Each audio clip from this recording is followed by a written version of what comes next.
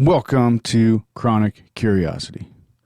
And here we go. Heard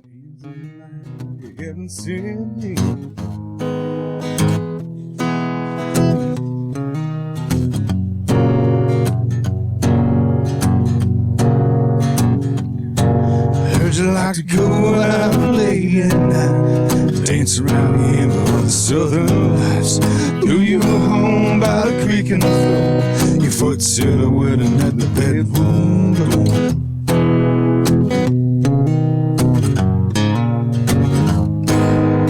Driving me home at 7 a.m. Hanging around like a heaven sent him. Moving and shaking like the ramblers do. After getting through the days I never thought I'd get through. You bring heaven down to me, coursing through my blood as I breathe. Bet the angels jealous of a girl I know. She takes my stain, makes it white as snow. White as snow.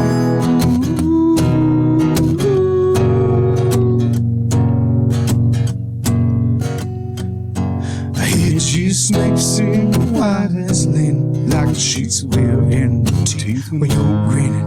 Take it away and you give it to God, like the night you don't have all the liquor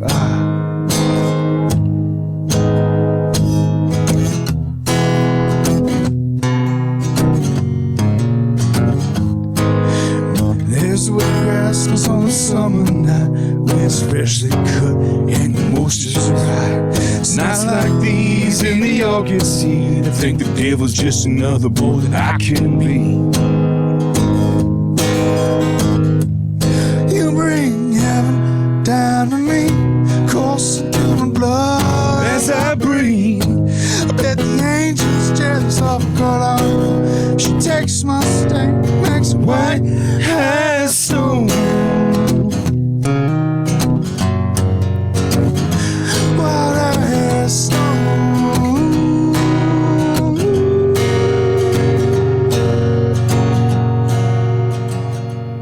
You bring heaven down to me, coursing through my blood as I breathe.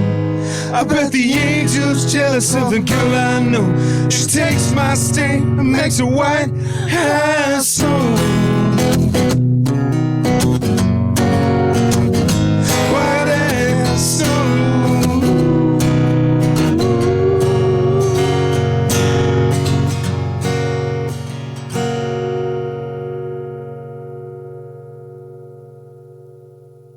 Wasn't too shabby. Yeah. The first time ever doing that together. I was trying to kind of listen, and I don't harmonize, but if I had the ability to, I was trying to imagine what that would be like. I was thinking about it. I had good intentions. That's funny. All this stuff, it's not easy. What, the playing and... Well, it's just his cadence is so unique yeah. to him. You know what I mean? Yeah. That's the interesting thing with him. It's he has his own cadence, and he doesn't really care, and he just plays to play, which is impressive. Love it. Yeah, anybody who hasn't listened to him definitely should. Yeah, I've turned a bunch of people on to him. He's real. Yeah, I mean, anybody that goes, hey, I'm gonna not take a record contract because I'm in the military and I'm gonna serve out my time. And I just want to play to play. Yeah. I'm just doing it just to do it. Yeah, it's pretty. Have you ever seen the video? He records one of his songs in the back of a Bronco. Oh yeah. Yeah, you saw that one. Yeah.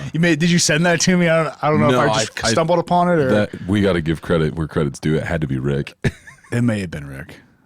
Yeah. I know he at least got me, going on him. So. Yeah, and then you kind of were like, "Hey, I have listened to this dude. He's awesome." And I'm like, "Okay." I know. I had to push you for a while. Cool. And I was like, "I'm like, well, like I said, going Rick back was really right this try." No, going back to our convo, it wasn't even pushing me. It was just, man, I didn't have time. And then it was kind of cool to listen to you, and you're like, it just kind of turned into a fanboy, if you will. The last time I saw you, I think really get that attached to an artist was the White Buffalo. Oh yeah. And you were just like, that's my dude. And to be honest, it took me I don't know if this was me or the artist. Maybe just because I've grown. But it took me longer to get attached to White Buffalo. I remember you said, "Hey, check this guy out." I'm like, okay, yeah, and then I don't know, it's just probably because you had like a Dave Matthews background, didn't you? I had everything background, pretty eclectic across. Yeah, I mean, I would listen to anything from,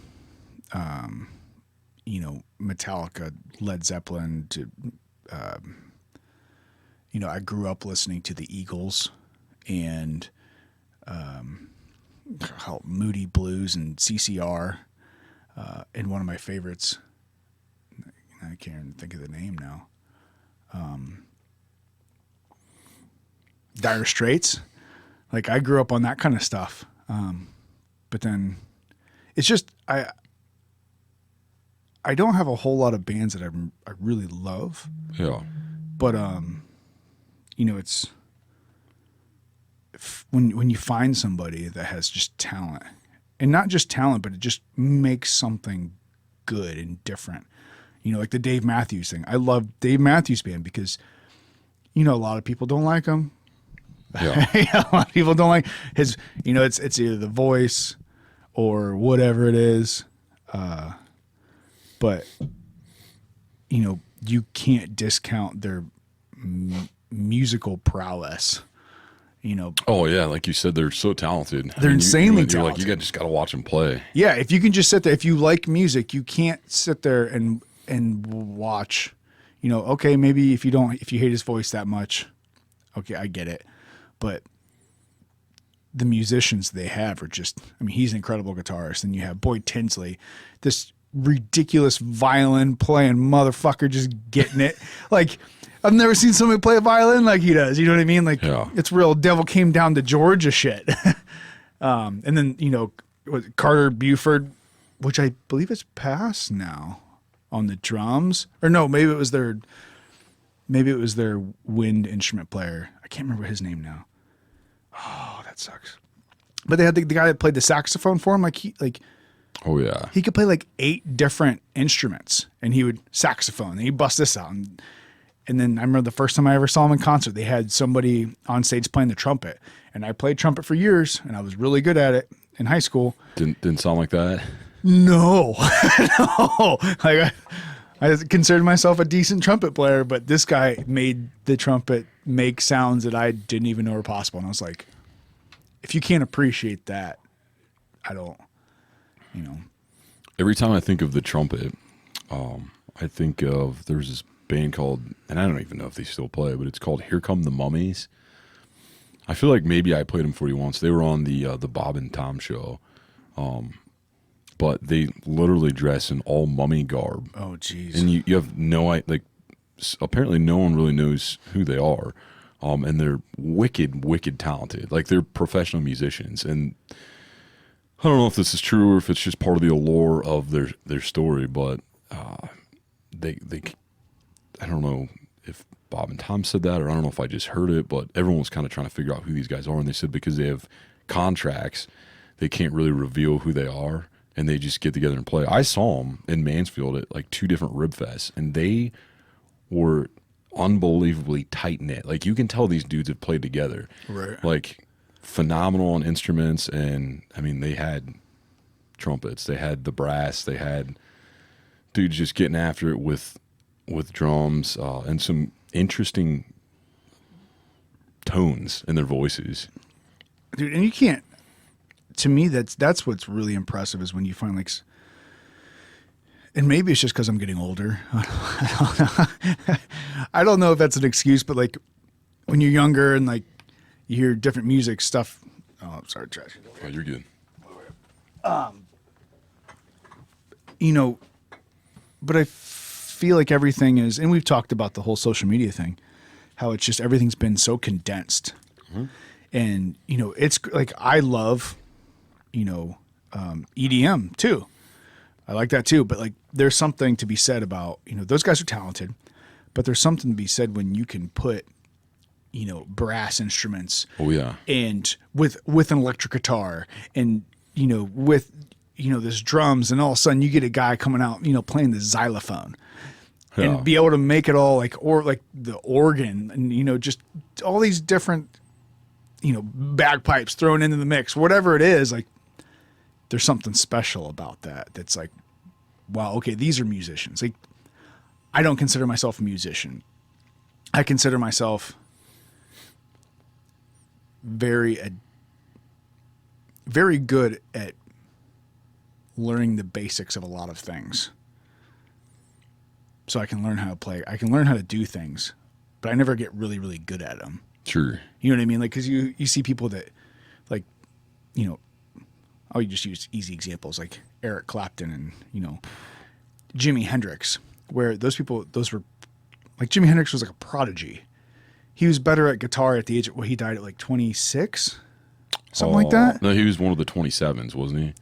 Didn't they? Yeah, 27. Yeah, I think it was. Oh, right. I was thinking 27. Yeah. I was like, I feel like I was younger. You're probably right. No, that was like Joplin and Amy Winehouse and Kurt Cobain and but all like those people died. And Kurt Cobain, I have a bone to pick with Kurt Cobain fans. Not that I don't like him and I don't appreciate what he did, but he wasn't an incredible musician. Let's be real about it. I mean, could you not be an incredible musician, but be an incredible musician because you like spurred a movement? Like, so I think he was. I mean, so I think there's. I'm not saying he wasn't incredible, and he wasn't incredible for music. I'm just saying he wasn't an incredible musician. Okay. You know what I mean? Like Jimi Hendrix was an incredible musician. Yeah.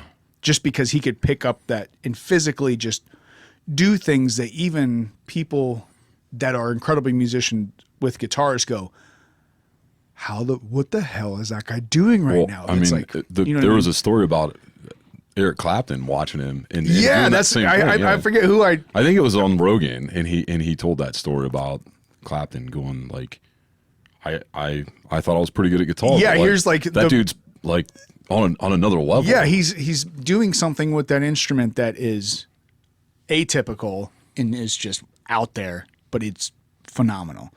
So that's what I mean. Like, there's a big difference between Jimi Hendrix and that, like, or, just, it's all bar chords.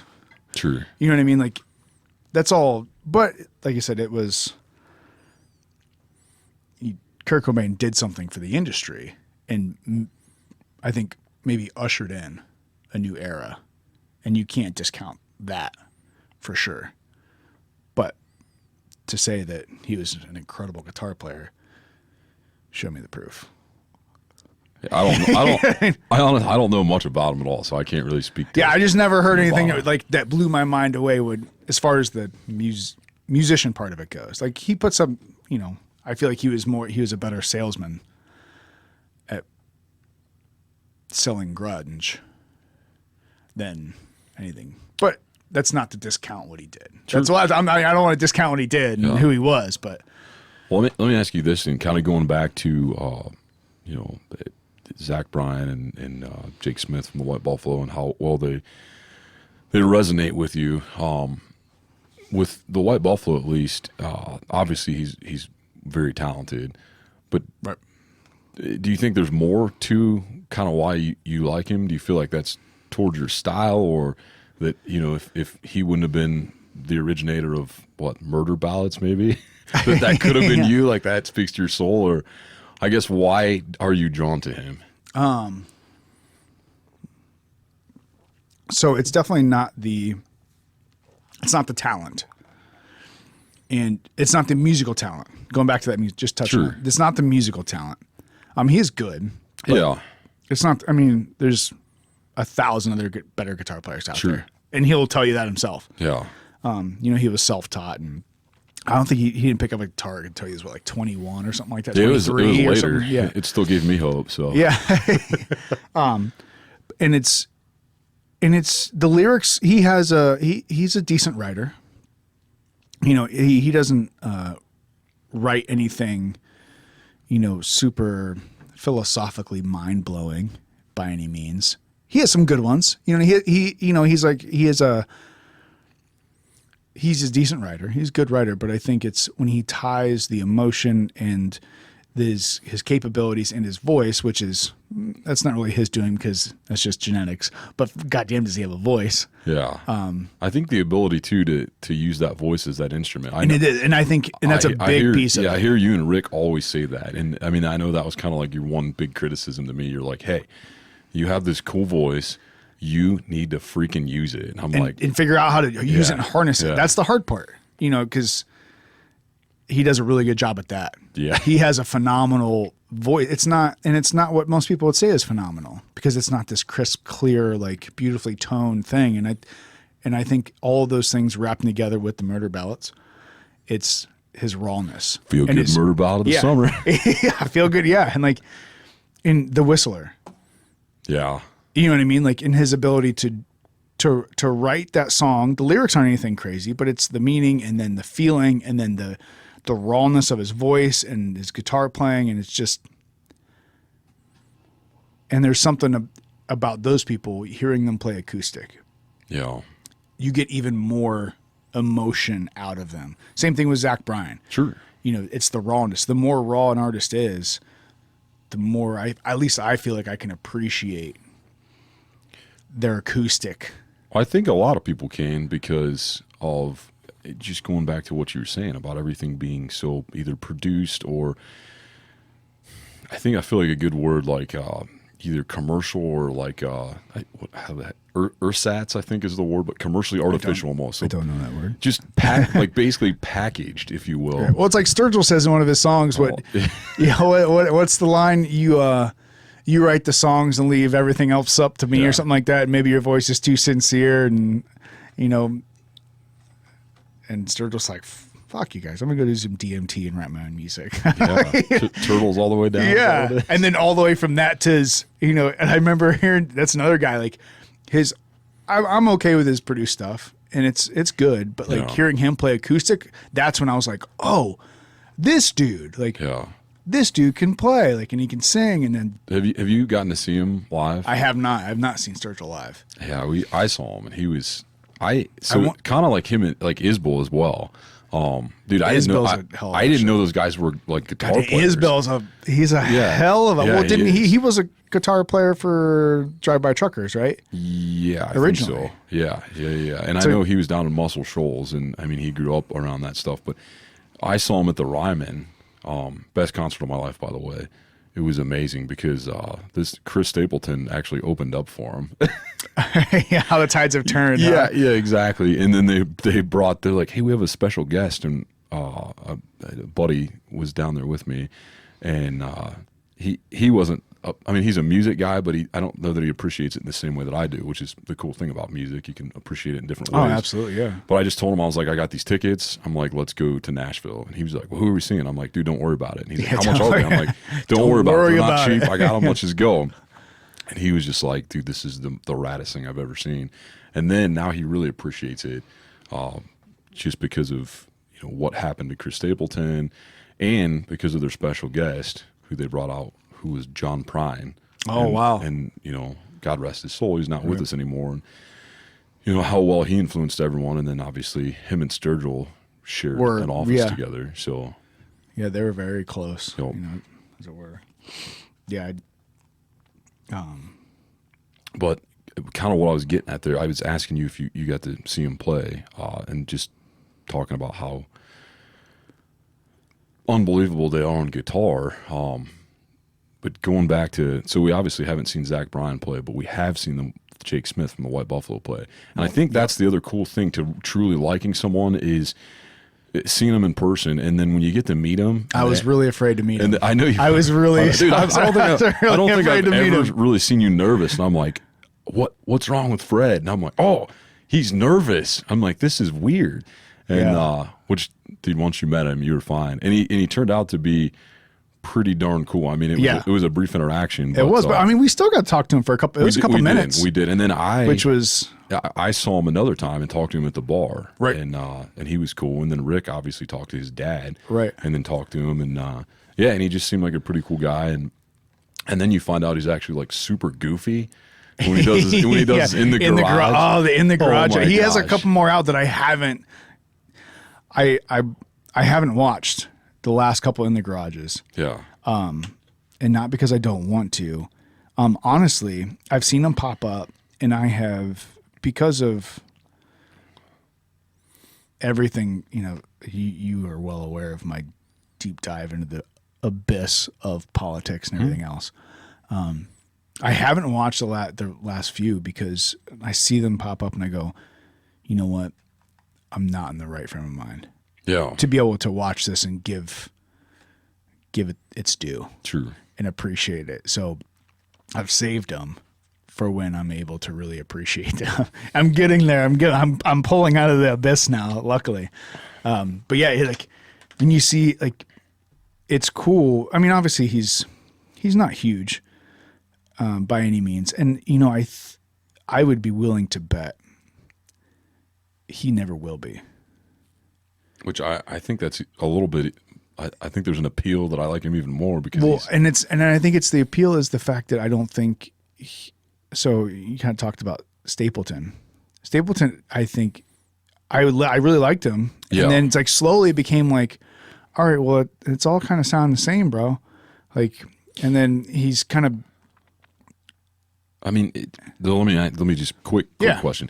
Do you think it all sounds the same, or do you think because now he's gotten so big, you just recognize it as the same because you're kind of hearing more of it? Or I just wondered, like, how much Stapleton did you listen to before he kind of blew up, like when he was still writing for Seagale? And so I will say I'm not a huge Stapleton connoisseur by any means. Sure. But there were some pieces that I found were pretty raw, and they seemed genuine. And I've seen Stapleton in concert too. Yeah. And I've heard people talk shit about Stapleton. I'm not trying to do that. No. Because he is a hell of a musician. He's a hell of a singer. Like 100%. He's phenomenal. Yeah. I think the people that talk shit on him, I don't think it's a talent thing. I think they just want someone to move around or dance. Yeah, they just want a stage. show, and that's not why I don't go to a concert to see a show. If I want to see a show, I'll go to a strip club. That's entertainment. You know what I mean? If I want to see someone move around, just joking. writhe around on stage, someone popped into my head. Some musician popped in my head that used to just. I'm trying to remember who. I'm not gonna be able to. Prince? No, Get that fog out there. Yeah, well, like I remember. I think it's probably one of those like. Then he bought us some pancakes. Early, like late, like late '90s, 2000s, like punk. Punker. Oh yeah. When they just like they're rolling around and screaming and kicking their feet on stage like a 4-year-old in aisle 7 of, the Giant Eagle, or the Walmarts. No, I don't know where I was going with that, but I remember someone saying like, "Oh, Stapleton's show sucked," and I'm like, "Well, I mean, he's like." I know who said like, that. I'm like, he's really good. Like, so what? Yeah. Like, how did it suck? Like, was with the audio off? Is he just not a good singer? They're like, no, he sounded just like he did on his records. So I'm like, that sounds pretty talented, actually. Yeah. So like, I'm like, how did it suck? And then I saw him in concert. I'm like, oh, like he's just not dancing around and putting on a show. Like he's not up there like Britney Spears. Monkey. Yeah. Like he's actually singing. He's actually playing the guitar. Guess what? You can't do that. You can't dance around unless you're, Angus, and even he, it's not even a dance. It's kind of like a shuffle. You know what I mean? And he only played 3 different power chords. So Chris, he's an incredibly talented musician, but I think I'm not going to say he sold out. I don't know, but I feel like it's just starting to sound the same. Yeah, there's just some kind of lackluster to it now. And maybe that's because he's so big. Yeah, well, let me ask you this. Do you think maybe it sounds a little bit the same because a lot of the songs he was doing, were ones that he was writing, but he was writing them for other people. So think about that. You've got like this collection of songs that are for different people, and at some point you're probably writing them with a purpose. Right. You're writing for I don't know, Paisley and Josh Turner and Darius Rucker and all these people, and I mean, they have different sounds. So then when you play them, they're going to kind of sound different because you wrote them for different sounds. But now you're kind of writing exclusively your own stuff for your own sound. Yeah. And, honestly, I'll be honest, I don't have all of this stuff memorized in my filing cabinet. But there was there's songs like he did, I think it's titled Death Row. I knew you were going to bring that up because you love that song. And that's a sweet song. It's an amazing song. Yeah. And then you go from that and, you know, some of the stuff, maybe it's just different albums that maybe I just didn't like his newer stuff. Maybe that's all it was. Yeah. Because there's sometimes it comes out and I'm like, not so great. Yeah. And sometimes, you know, people come out with albums that they're different and people just don't like them, or they're different and it takes you a little while to like them. But I think I'll say this. I think he's moving. I don't know which the directions are, but I think he's moving in the opposite direction of Sturgis. Sturgill. It's not Sturgis. Yeah, Sturgill. Sorry. Where Sturgill's new album, he was like, fuck all you guys. Oh my goodness. I'm just doing what the hell I want. And I think Stapleton, this is just me completely guessing and assuming and making an ass out of at least me. I think Stapleton got a taste of that money and everything else, or maybe he signed a bad contract or something and he had to do something. But that's kind of, I feel like it was kind of like there was something he had to put out. There was something he kind of had to produce, whether because he wanted to before the money. And if you're doing that for the money, then it's you, you know, it's whatever you want to do. Yeah. But I think him and Sturgill kind of around the same time kind of branched off from what they were. I'm not saying that they were the same at all, but they kind of moved in different directions. If you understand that kind of my analogy to that. It didn't Sturgill, didn't he have like a pretty bad drug problem? And his wife was like unbelievably supportive, and I thought he like completely got away from music and became like I think he was in the oil field or something like that. Does that sound right? I don't know. I don't know his back. I don't know enough of his backstory about that, I guess. I feel like that might be right. I mean, it was kind of interesting. I feel like he's dabbled in drugs for sure. I think that's safe to say. When you write a whole song and it throws in would you say it had DMT in there? And I mean, that's and psilocybins and yeah. Because it was. I'm trying to remember what he says. Something he talks about DMT and how can you legalize something that's chemically made in your brain or something along like. Yeah. It's like, well, he's got a point. Sounds like you're talking about the third eye, bro. Oh, the pineal gland. Pineal, is that how you pronounce it? No, that's like the first time where I still one of my favorite pieces of video and audio to this day is Sergio on NPR, Tiny Desk. Yeah. Where he tells a story about that one song and he's like, I was out on this porch somewhere, you know, I don't remember all the details, but he's like, my buddy's like, have you ever tried DMT? And he's like, nope. He said, here we go. He's like, and that's what this song's about, you know, and it's just listening to him live play the song. It's like, oh, this dude's seen some shit, whether it was real or not. And he was in the military, which is awesome. Yeah. I mean, I think Wheeler Walker, thinks he's in the CIA. Well, I haven't learned a lot about that dude, but that dude seems way fucking off and way out there just from the little snippets and stuff that I've seen. I don't know his songs are so ridiculous. I haven't listened to any of his stuff, but I've just seen some clips here and there of him saying stuff. And I'm like, he's probably one of those guys where I don't know. It could go either way where I could like start going down that path where I'm like, all right, I have to see where this fucking dude's coming from. Yeah. Or it could be like, this dude's asshat. I can't, and I haven't made the decision to go down that road yet because I just don't know if I want to go down that rabbit hole. But he seems like he's out there. I don't know what he's all about or anything like that. But I know he's talked shit about Sturgill from my knowledge.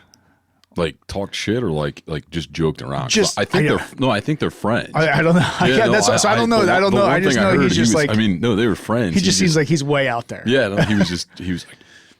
Just talking about how he thinks Sturgill is like a CIA assassin or something like that. Maybe, I don't know. As he toured, dude, he would just take out various targets. I don't know. He seems like a real character, and I don't know if he's serious or not.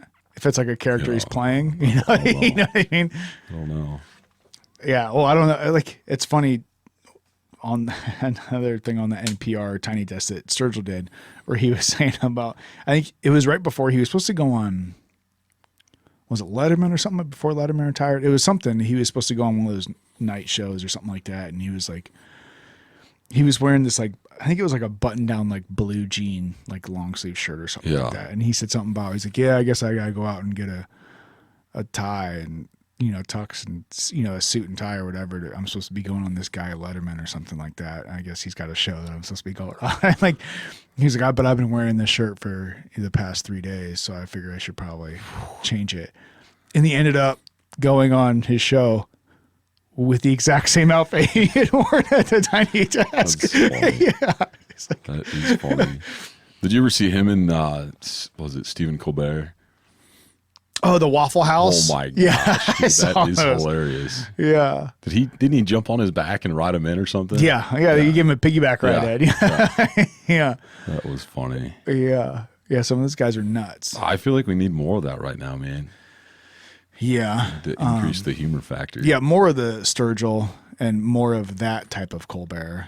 Some of those, I don't remember what that one guy's name is now he pretends to do some show. The guy from South Africa. What's his name? I don't know. Colin something or? No. I was gonna say I feel like if you're British or South African, Colin's a 50%. You're gonna hit it right. I don't remember what his name is now, but some of the late night shows are just like, just stop, just entertain. Don't dive into it. Like the Colbert stuff with Sturgill was hilarious. Oh yeah, it was awesome. Yeah, just seeing some of that. Plus, I don't know. I mean, how much time have you spent in Waffle Houses? I've spent some time. Okay, I've been in a Waffle House or two. Yeah, I didn't know.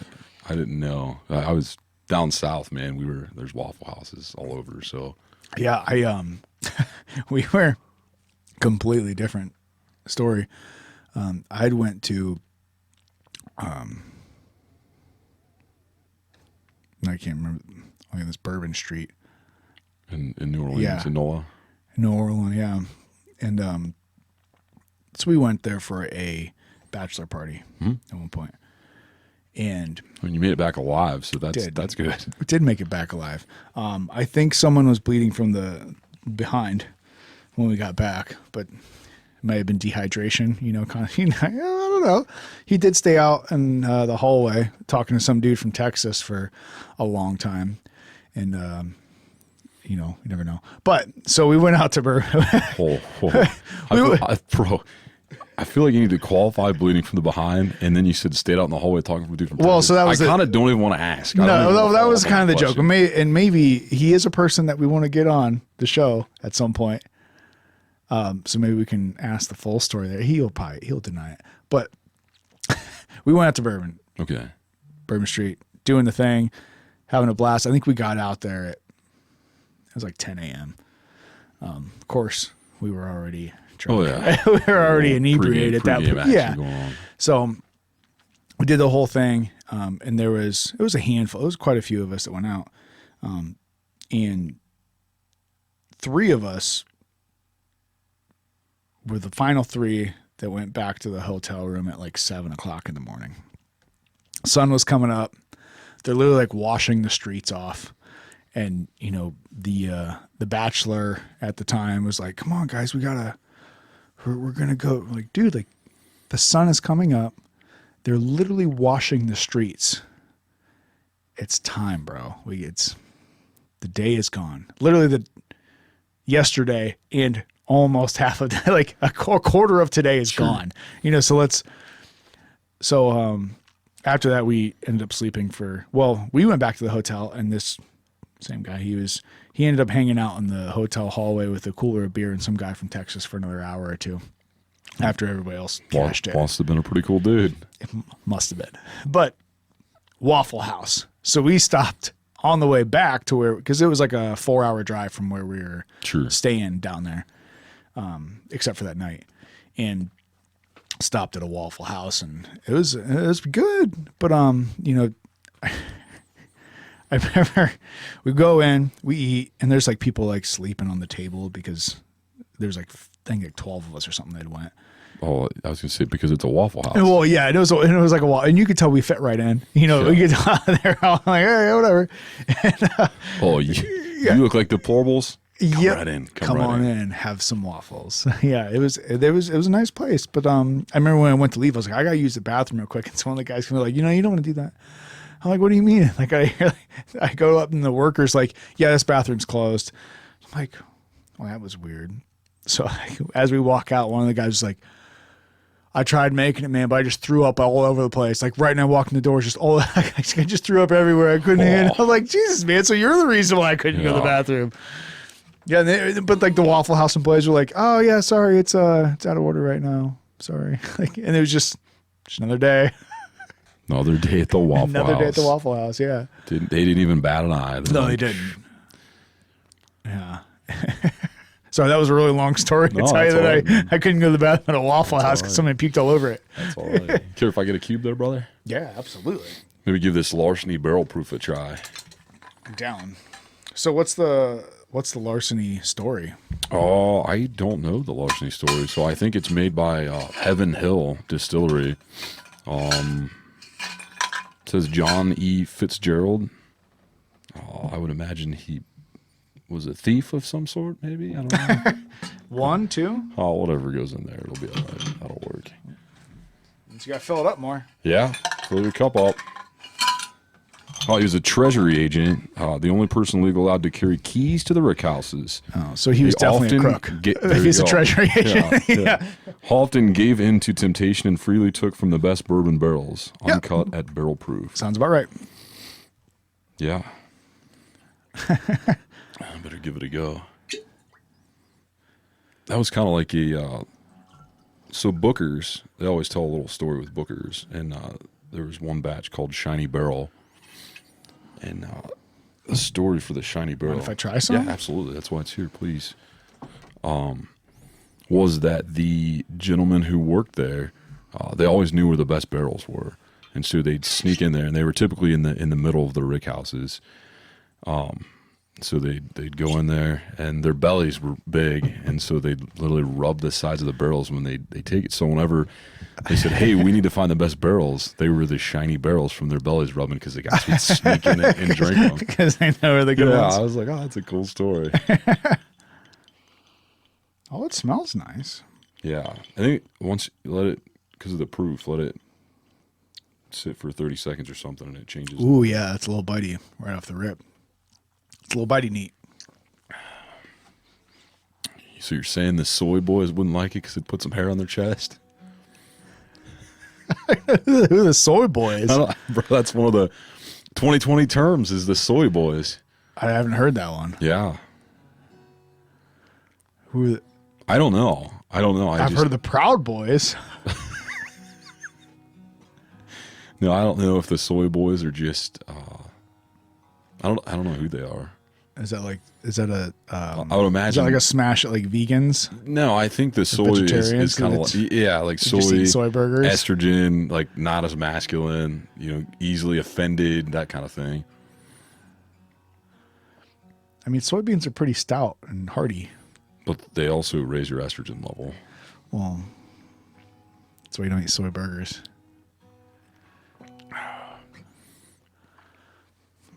Man, I'm still thinking about those Wagyu fajitas I had the other night. Oh, that sounds good. I don't know if I ever had a Wagyu meat. They were delicious. Wagyu? Is it Wagyu or Wagyu? I don't know. I can barely afford it, so I can't pronounce it. I saw it the other day, so I was like, wait, I can't remember. I feel like I've heard it pronounced, but I don't know. So I'm like, man, I didn't even look at it to see what the price was. I just kept on walking. I was like, yeah. I had that, and then trying to branch out a little bit. So, I had him pour me some tequila, some añejo tequila. I figured that would be the closest to kind of bourbon, not in flavor, but just the fact that it kind of ages in the barrel the longest of the other tequilas. I don't know shit about tequila. I don't know shit about bourbon either. I just know it's tasty. Yeah. I don't know shit about tequila. I'm not a big tequila guy, but like I said, I'm trying to branch out and try some different things. My clothes are not big tequila guys. As soon as tequila's around, it makes the clothes fall. No, remember that? So maybe it's my awakeness. I like take naps in random places when I have tequila, particularly people's front lawns, porches. Some night juice. Yeah, but only for a short time. Like it screws me up for like an hour or so, and as long as I don't keep it, it's like, hey, what's up? And they're like, where have you been? What do you mean? I just went and stepped outside to get some air, and it's like that was 2 hours ago. So well, I feel rested. So your grass was nice and dewy and cool. It's just like a nice bed.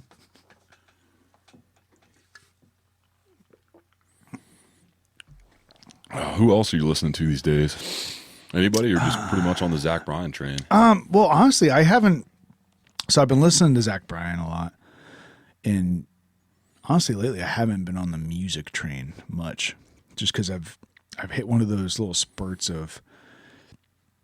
It was Zach Bryan, and then it was educational stuff, and then I started just force feeding news down my throat, and that got tired really quick because that's brutal. And then I kind of went on this little stint of podcast and learning, just hearing people talk about different things. And I don't know, did I have told that? Oh no, because you sent me the Naval, Ravikant. Dude, that dude had some really interesting points of view. I love it, man. Yeah. So, and I actually listened to his. So he put his Tweet Storm on podcast. I listened to all that, and it's pretty good. He talks about like business and investing, and he talks about like wealth, but it's not like money. Yeah. You know what I mean? Like it is money, but it's not about making as much money as possible. It's about, I'm super paraphrasing, but it's about making enough money to make your life worth it. Yeah, that it's that you have that level of freedom and that level of quality to be able to do the things that you want when you want. Yeah, and his retirement quote is what really like sent that, like clicked and went, oh. Do you remember? Good. What is it? I'll see if I can re-find it so I don't butcher it. But it was I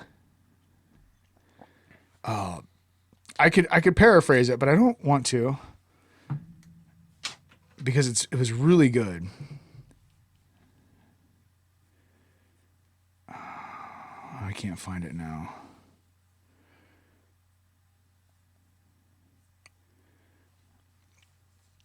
Because I don't want to butcher it. I'll be able to. I know how to find it. But he talks a lot about, wealth in connection with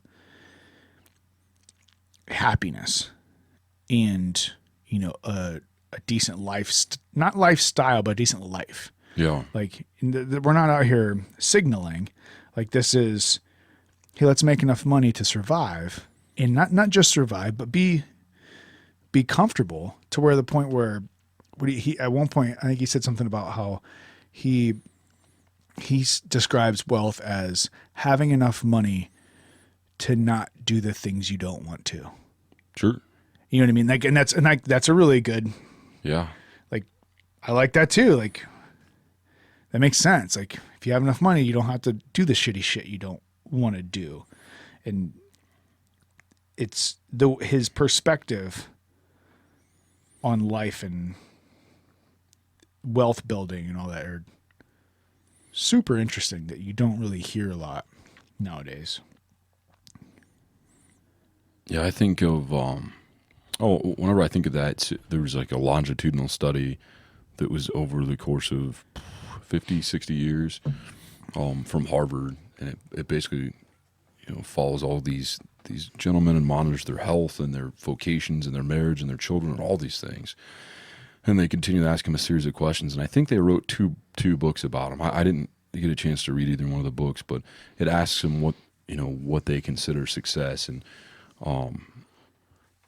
I think it was $70,000 a year was about when they felt like they hit success when it came to a paycheck. But the number one thing across the board that people said was the most important of anything else, of job security, of how much money they made, even over health to some degree, which is crazy, was building meaningful relationships. And I'm like, how true is that? Like that's a part of what we're kind of doing here through a podcast, is asking questions, open dialogue, and then Even if you're not becoming lifelong friends, you're still building relationships with these people. Yeah, being able to connect. Yep.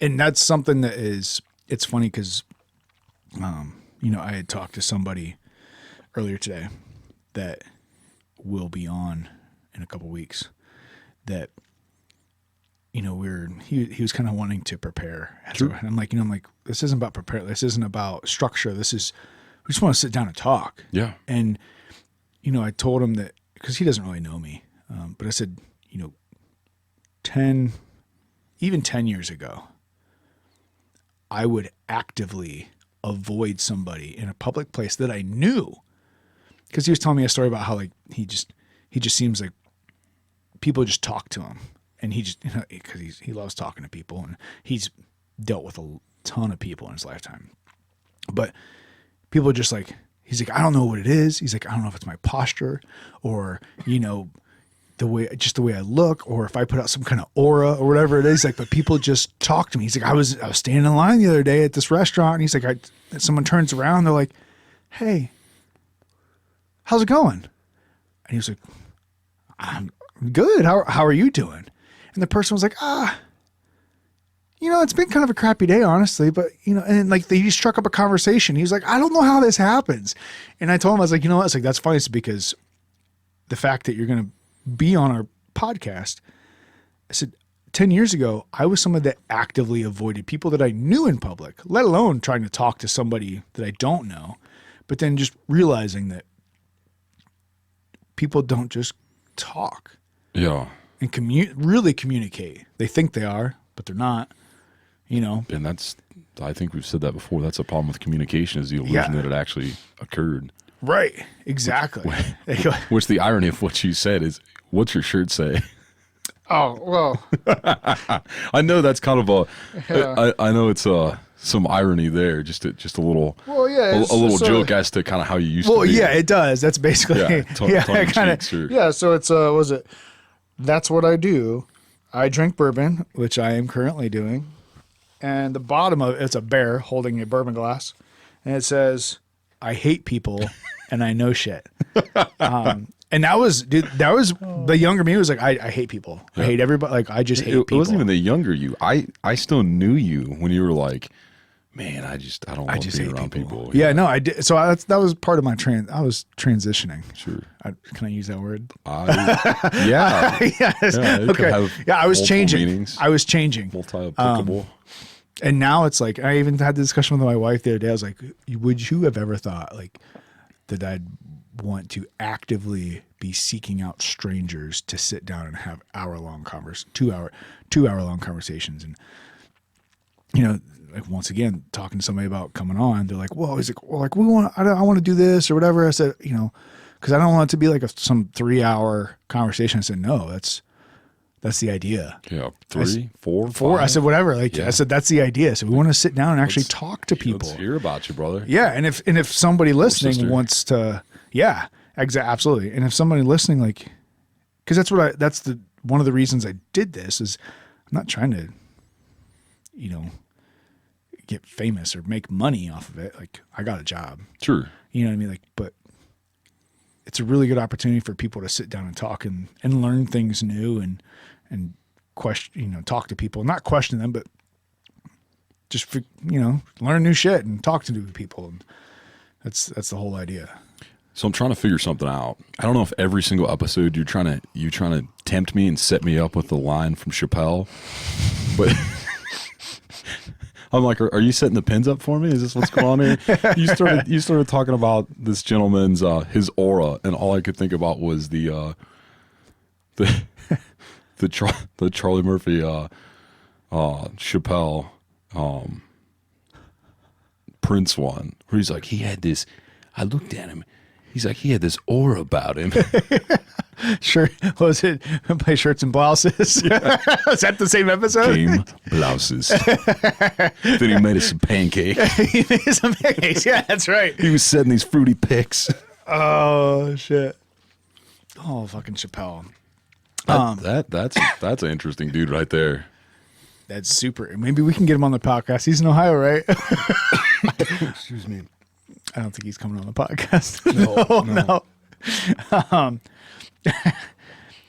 But so I found that quote that I was talking about. Yeah, let's hear it.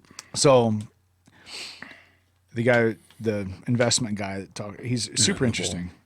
So he said, he was talking about retirement and wealth, and how people think as of retirement is, you work and work and work, and you get to, you're 65 or you're 60, or, if you're lucky, maybe you make enough money at the age of 55. You're like, oh, you know what? I'm going to retire from this day job and I'm going to do what I love.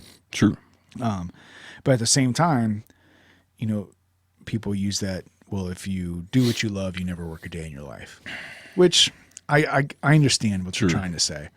But if you're not really working, you're dying, in a sense. Maybe not. I feel like you just quoted some Shawshank on me a little bit there. Did I? Get busy living or get busy dying. Yeah, either way. Well, I always like, people get older. It's like, hey, I've seen as you get older, you start older people more often, and these people, some people die at a young age for reasons they can't control. But I think there is one thing that can be said as a majority, or as a kind of a blanket-ish statement. They say the second you stop moving is the second you start dying. That's my grandpa, 1,000,000%. Like, I think he's like 89. We're going to have him on. Oh, he's a firecracker, man. He is awesome. He still has a great sense of humor, but we got him an iPad, and he lives on that thing. It is just information, always watching something, always reading something. And man, he said that before. He's like, I won't let my mind go. He was like, I'm going to keep this thing sharp. I'm going to keep this thing active.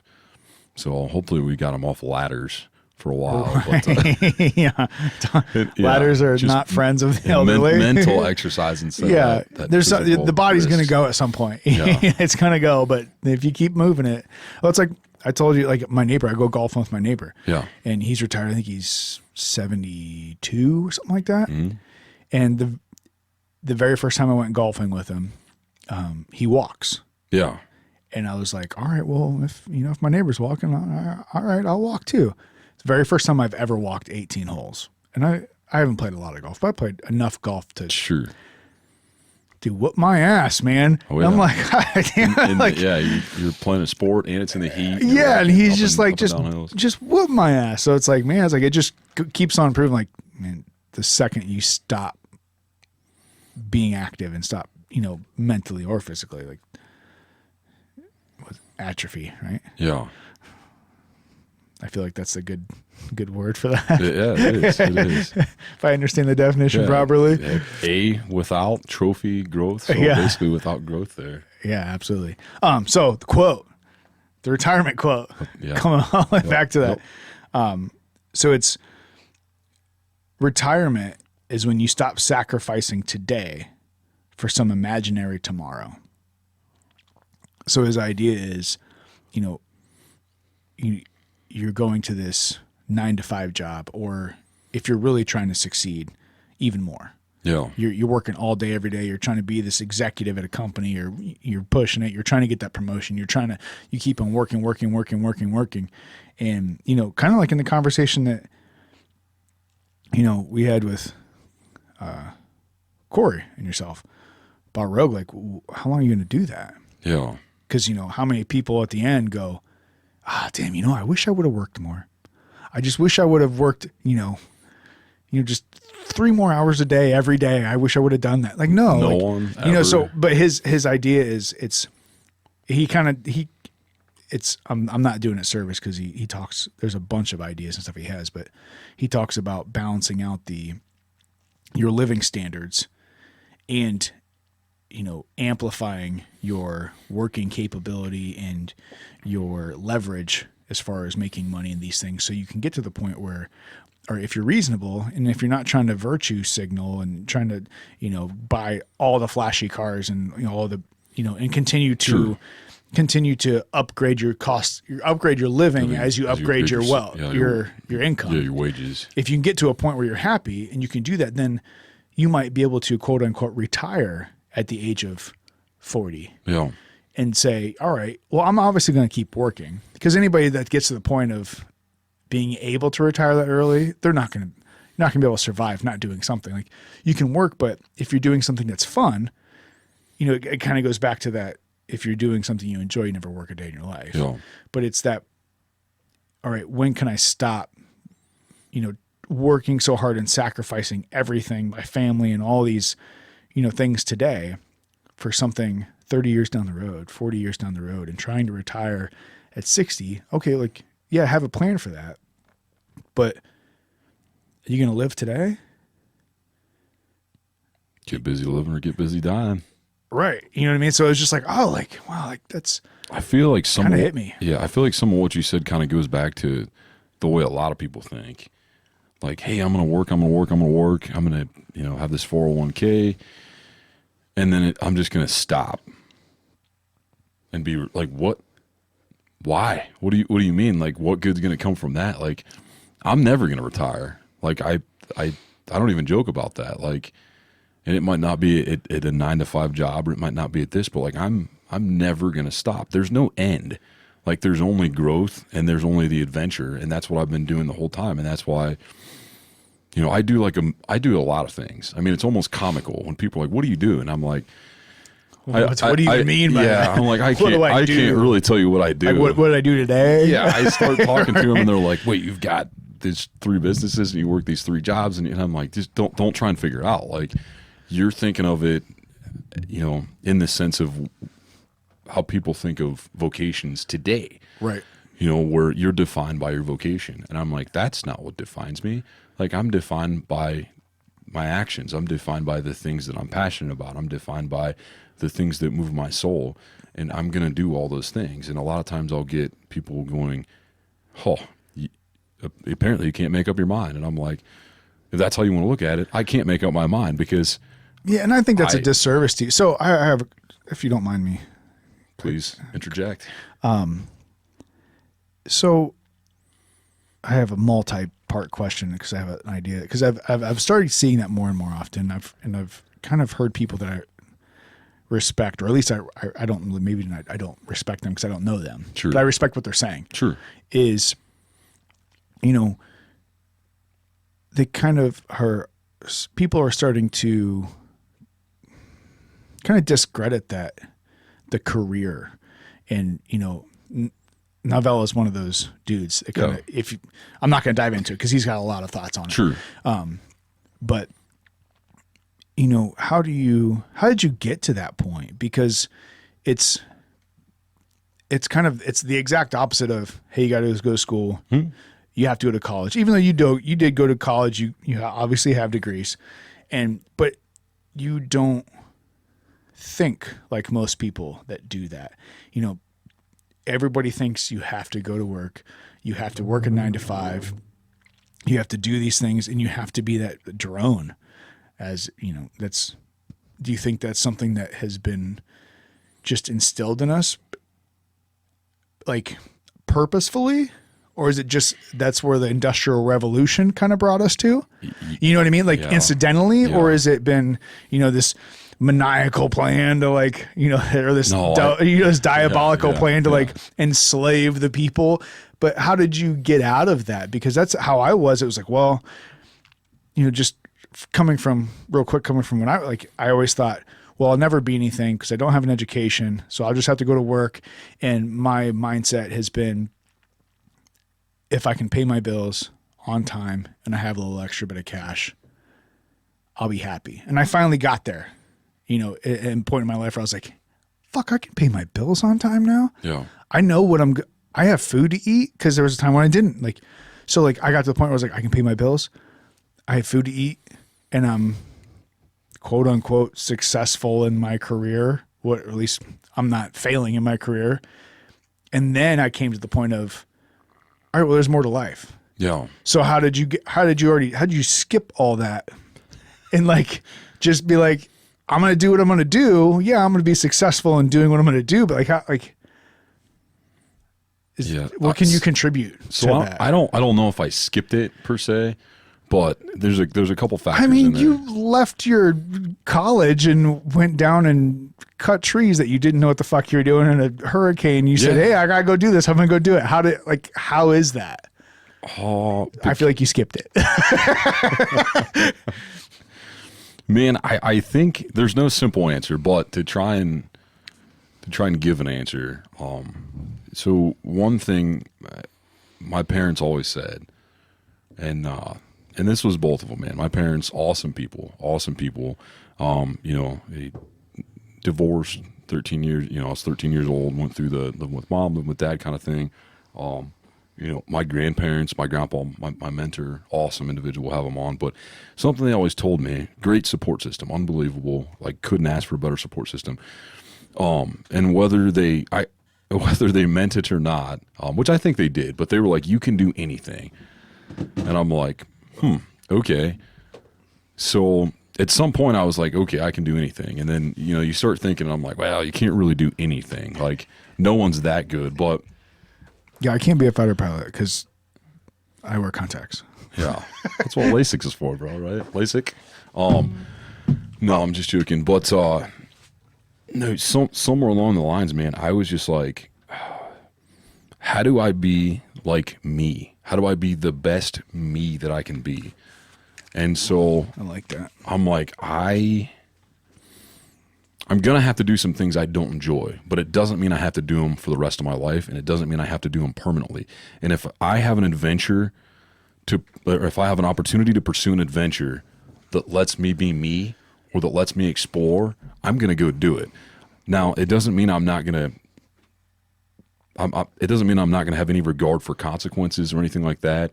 You make financial investments, you have other people that may have co-signed for you have all these other things too, but you weigh those things. You still be pretty analytical about it, but I've always had this weird foresight, if you will. I will. You got me. I will. No, I've always been able to kind of like look down the road, look down the highway, and then keep even looking further. And man, I always play it out in my mind. Like, I don't want to be a what if guy. I don't want to look back and go, man, I wonder what would happen if I would have done this. I wonder what would happen if I would have done that. And God, that's beautiful. So it is and it isn't, because I think you could say that if you weren't analytical and make some, incorrect choices. But I did make incorrect choices, and that was the cool thing too. Like, I made mistakes, man, and I always tried to learn from those mistakes, or I always tried to really pay attention and learn from other people's mistakes before I made them, right. Which goes back to, and I'm not saying you made mistakes, but for me, man, I was a people person. That's the whole reason. I made mistakes the majority of my life. Yeah, I was always I can't. Sure. That's who I thought I was. It was no, I can't do that. I can't do that. Yeah. So to hear somebody just be like well, what if I do this? Yeah. What if I like? I think I was always just naively, I can. Yeah. No, I mean that's. And then going back to what I was saying, out, man, like yeah, I mean it's worked out pretty well, but I think it goes back to like, you're not going to succeed at everything, and that's when you learn a lot, basically, when you fail. And so I failed a lot of times, but when I think of failure, it just puts a huge smile on my face, because it's not really failure. It's sitting down and going, what happened there? Let me assess the situation. Why did I not reach the goal that I was shooting for?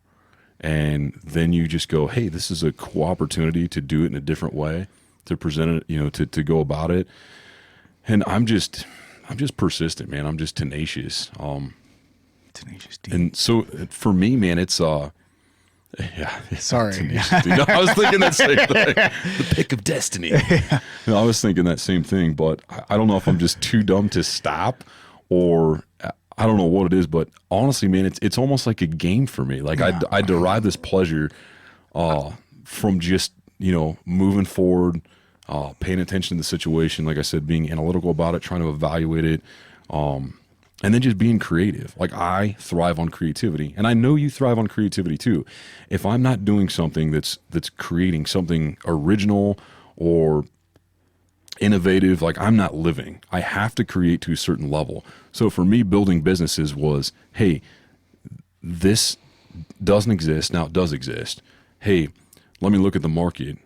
where's the deficit? What's lacking? Let's do this. Let's become better. Let's show our customers something that they've never seen before. Let's provide a service that they've never seen before.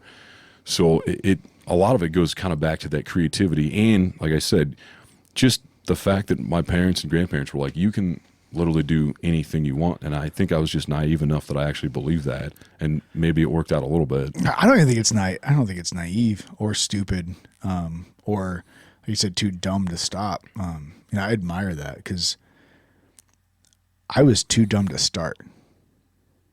To me, I think that's being too dumb to start is a lot worse than being too dumb to stop.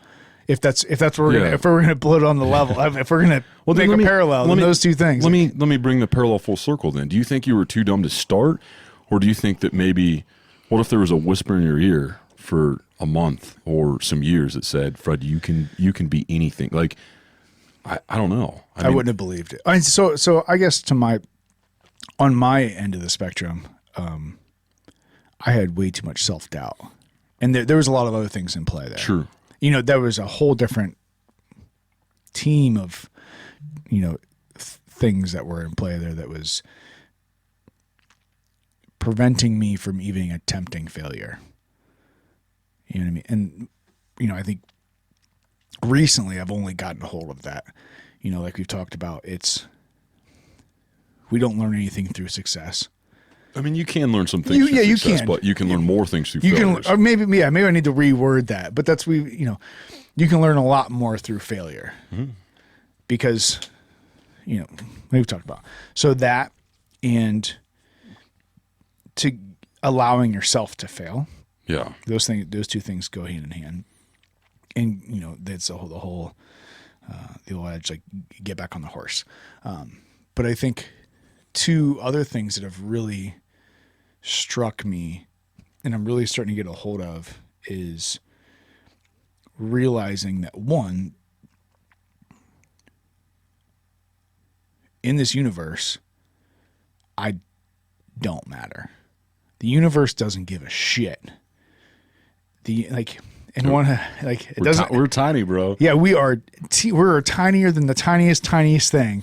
Timeline wise, we won't get into it, but we are so tiny, and typically we tend to think that everything is such a big deal. It's not.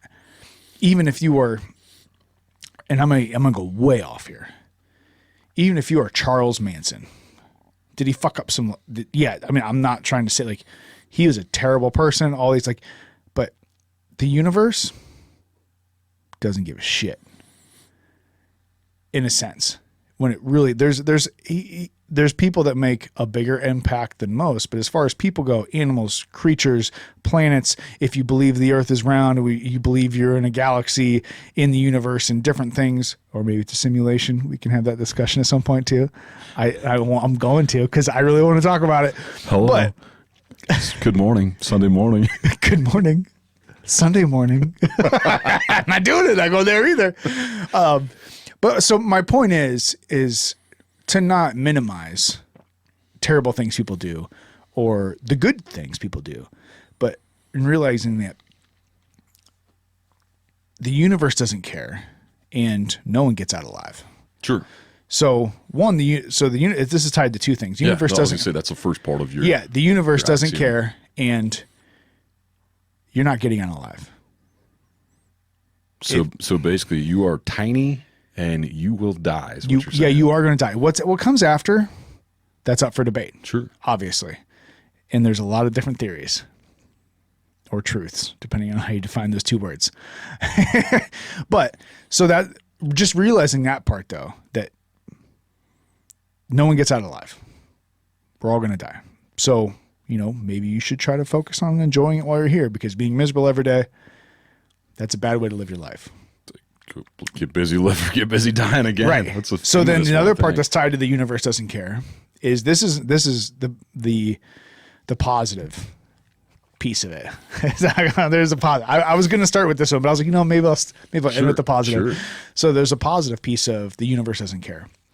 So I started thinking about that, and I've read some different things, and kind of not started me, but it's one of the stepping stones is I read a quote from Neil deGrasse Tyson. Yeah. Because I've been reading one of his books lately too. I fucking love that dude. It's so like, even if you don't agree with the things he says, the way he brings them across and the way he can, articulate and discuss things is super cool. But he has a quote that's, the universe, I'm going to mess it up, is under no condition or to make sense to you. Under no obligation or something. I feel like it's the universe is under no obligation to make sense to you. Like it doesn't have to. It doesn't have to fit in your, your little box or anything like that. Like it can do what the fuck it wants because it's bigger than you are. It doesn't care whether that's God or whatever you think the universe and everything is. Yeah. So, all right. So the universe has no obligation to make sense. I don't think that's right, but it's close. And additionally, because it doesn't care, and I don't know if this is an original thought of mine, but I think it's one of the most original thoughts that I've had recently, because I've been just ingesting so much stuff. But to me, because the universe doesn't care about me and it has, no obligation to make sense to me, and because I'm minuscule in time and importance and, realistically what I do isn't going to have an impact on the universe. So for me, realizing that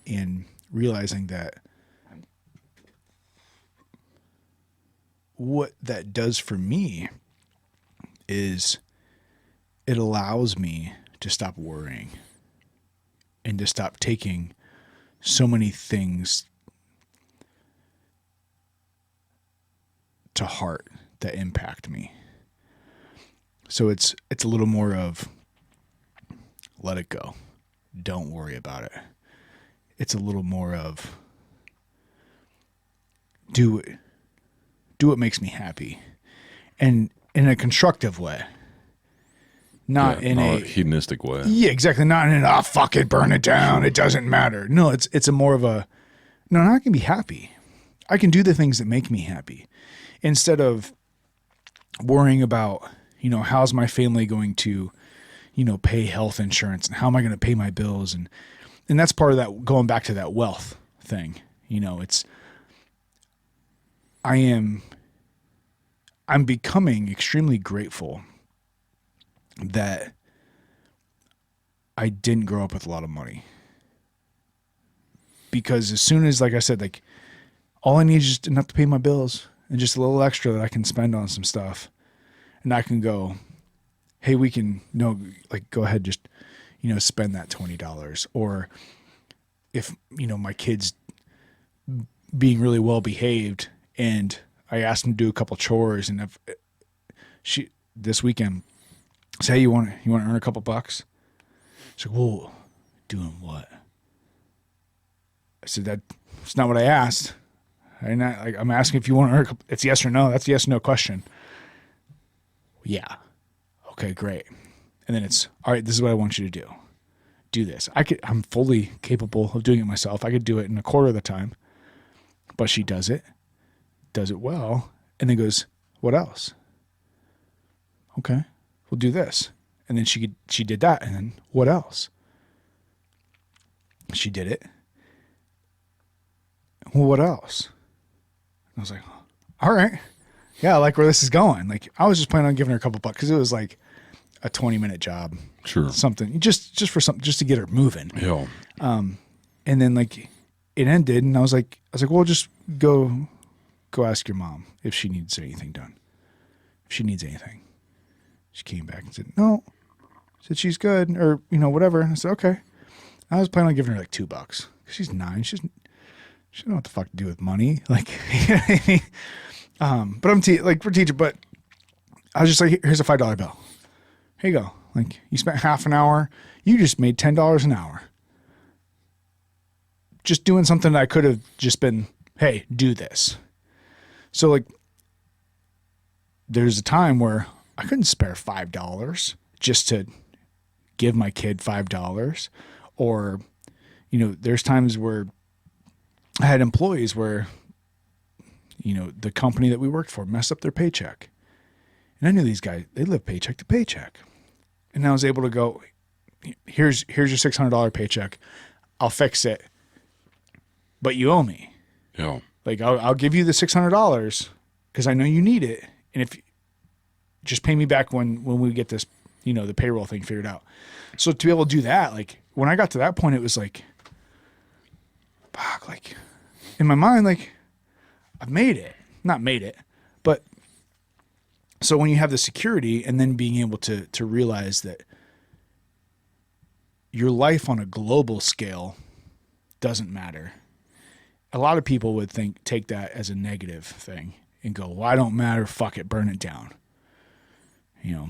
But for me, it was a realization of my life on a universal scale doesn't matter. So now that leaves me room to go, well, all right, like I don't have to play by this set rules that society is giving me. Let's do something I enjoy. Let's pursue happiness. You know what I mean? So I don't know if that makes any sense. Yeah. But the more I realized, the less I mattered. The more I realized, the more I can do things that matter. To you. To me. Yeah. And to me, like I want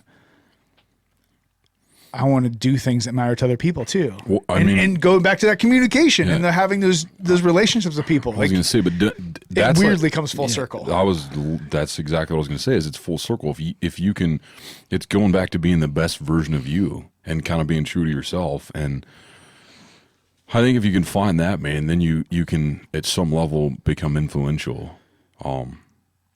And I mean, for you, want to be around other people, and then if you want to be around other people and you figured out how to be yourself and go, well, here's the timeline. Like I'm just a blip on this timeline, so I'm going to make the most of this timeline while I'm here. Exactly. So let's have some fun, man. Let's do some things that matter in my life that might have an impact on other people, that might make a bigger impact on the timeline. And I'm not saying that's your goal is to like, come up with some equation that no one's ever come up with before, or to solve some physics problem or anything like that. Yeah, I'm not that smart. But I think that's the point is it's, having the impact on other people, not to have it's weird. It's this weird, I don't know the word for it. I know there's a word for it. But to have the realizing that, okay, I can do what I want. And then using that, I can do what I want to help impact other people. And it's not that I want to, it's a weird thing. It's kind of a selfish thing at the same time, but it's not a selfish thing. It's, all right, well, I want to do something to help impact other people because that makes me feel good. Well, that's a selfish thing if you're trying to do something to make you feel good. But I want to help impact other people. But I want to see their lives impacted because I can see how my life has been impacted by these good things and how it helps me to be happier day to day. And I want to give that to somebody else. Yeah. Does that make me feel good? Yeah. But isn't that kind of a chicken and egg thing though? Exactly. Well, that's what I was going to say. Like, are you doing it because you feel good, or are you doing it because it affects people and it's a byproduct that you feel good when you do it, and that's the best version of you when you do it? And cyclic as a motherfucker. Going back to something you're saying, man, about like, oh, I'm not that smart. I just, and this isn't, I'm not trying to like denigrate anyone, but do you think Mother Teresa was that smart? Well, you started talking about physics, though. No, I know, but I'm just saying that. From what I know, Mother Teresa didn't, solve, the space-time continuum and all that. Problem and string theory, no. Yeah, exactly. Multiverse. I don't think she was on the cutting edge, but I understand. No, yeah, and she didn't. But look at the impact that she had, even though maybe she wasn't what would be considered by modern standards smart. Right. She just loved. Right. And I bet she was true to herself. Like she said, hey, this is what makes me come alive. Like I'm going to do God's work. I'm going to, be as altruistic as possible. And I'm going to help people. Yeah. And it just, the more and more I see that, the more and more I think there is just as much as it is in human beings to lie, cheat, and steal. There is that thread of honesty and doing good and trying to help others. And the difficult thing, I think, is the honest route is a slower route. Kind of super easy analogy is, the rat, the tortoise and the hare. Those short little bursts that the hare can get some money, he thinks he's doing good. And at the end of his life, he's like miserable. Well, fuck, that didn't work out so well, but he was having fun at the time. Yeah. And it's difficult, especially when you're younger, to look forward. And at least for me, I don't know how many other people like that. It seems like most people aren't like that because most people are destroying their lives one day at a time. You know what I mean? But, once people start seeing the benefits of those honest communications and the doing good, and it's not like you gotta go out there and spend all of your time, sell everything you have, and was it monks that do that? They have no worldly possessions. True. And they're they devote their time to asceticism. Yeah, I don't know what that word means. I'll have to look it up later, but look it up, bro. Yeah, but there's an in between there where just being honest with people. Just when somebody asks you a question, it's just you're just being honest, and and I think there's so many nuances of honesty and what people say and how you say things to people. There is a freedom because I spent my life, the majority, pretty close to at least half of my life at this point, as a liar. And it wasn't an outright liar, but like I said, I used to actively avoid people I knew in public and pretended like I didn't see them. It's lying. I mean, it is, but what's worse, acknowledging them and not liking them and just being pretend or fake? No, but that's what I'm saying is just to have that, I'll use a Tony word, a modicum of honesty. And you don't have to be a dick, to be honest. You don't have to, even in a situation you don't want to be in, you don't have to be a jerk in that moment. But, I think we talked about this at one point too, where I've started in difficult conversations with people, said, hey, I'm just going to be blunt with you. I'm going to be honest with you. It doesn't mean you have to be a dick after, True. The words you're going to say after that. But to be honest, I think people are starting to realize, there's some people out there that are realizing that, man, a little bit of honesty can go a long way. And I think even Peterson talks about this. Bring him up again. We've talked about him. Is the more you're honest, the easier it becomes and the more beneficial it becomes. And you realize that when you live your day-to-day life being honest, you don't have anything to worry about. You don't have to go, oh shit, oh man, why is this person calling me?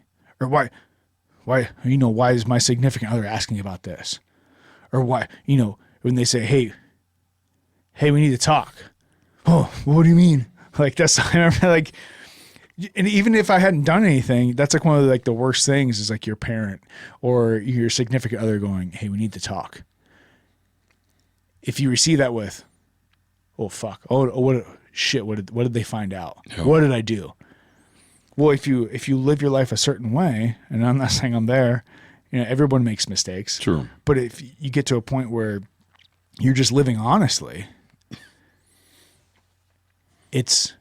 there's a freedom that comes with that, because there's nothing that can come back and bite you. Yeah. You know what I mean? There's nothing that's hiding in the shadows, as it were. And I think that's part of even this right here, is having just honest conversations where it's, we've talked about, well, what if someone listens to this and you know what? I get that. I get that fear, because people can misconstrue things. But if you're being honest with yourself and the intent is right, then you can explain that intent. And if someone's going to be honest with themselves and give you the opportunity to explain your intent, then the world can be a happy place. But when people don't. That takes some self-reflection and some introspective thinking, though. It does. And now the most thing I'm afraid of is somebody else having an agenda and not being honest. Yeah. But you can't control other people. No, I mean you know what I mean? Yeah, so why should I guess to boil all that down, you can't control other people. You can only control yourself. At the end of the day, when you go to sleep and you might not wake up, or at the end of your life, do I want to worry about and change the way I do things because of what other people might attempt to sabotage me with? So I'm changing who I am on a daily basis? Or do I want to be honest and be true to myself and attempt to be better, attempt to learn more, attempt to have these difficult conversations with different people, and in a sense changing who I am? I'm not saying who I am right now is perfect. I think it can improve. So let's try to meet people to help improve that. But to stop worrying about, because the universe doesn't give a shit about me in the end, I can put those people aside as long as I'm being an honest, good person. All right, teach me how to be better. All right, we vehemently disagree on something. Let's sit down and talk about it. Maybe we can both adjust our stances. Or maybe I'm completely fucking wrong and I'm just a shithead. But give me the opportunity to do that and to change. And not get canceled. You know what I mean? I'm doxing you, bro. Yeah, like that's that shit. Like, what? Give me an opportunity to admit that I'm wrong. Yeah. And to change. Because if not, what's the point? Or you're just so far outside of the box you just don't care, because you'll reinvent yourself and you'll come back from a doxing, if you will. Yeah, I get that, but that's as far. I'm just talking about like interhuman personal relationships. Like, how are we going to get together as a species, and how are we going to move forward from this? You know what I mean? That's a huge question. Like, I know you kind of phrased it in a cursory manner, but like, that's a huge question. And I think technology is playing a huge role that we don't realize. You know, people are afraid of AI. Not people. Most people aren't afraid of AI. But there is that spectrum of artificial intelligence and how it might rule our worlds moving forward, this, that, whatever. Well, guess what? I think it's already here. It's already changing the way we think. You look at, just say Facebook, Google, algorithms. Yeah, the engineers behind the algorithms for influence. Yeah, and not even necessarily the engineers. Maybe it's just that they got the program wrong.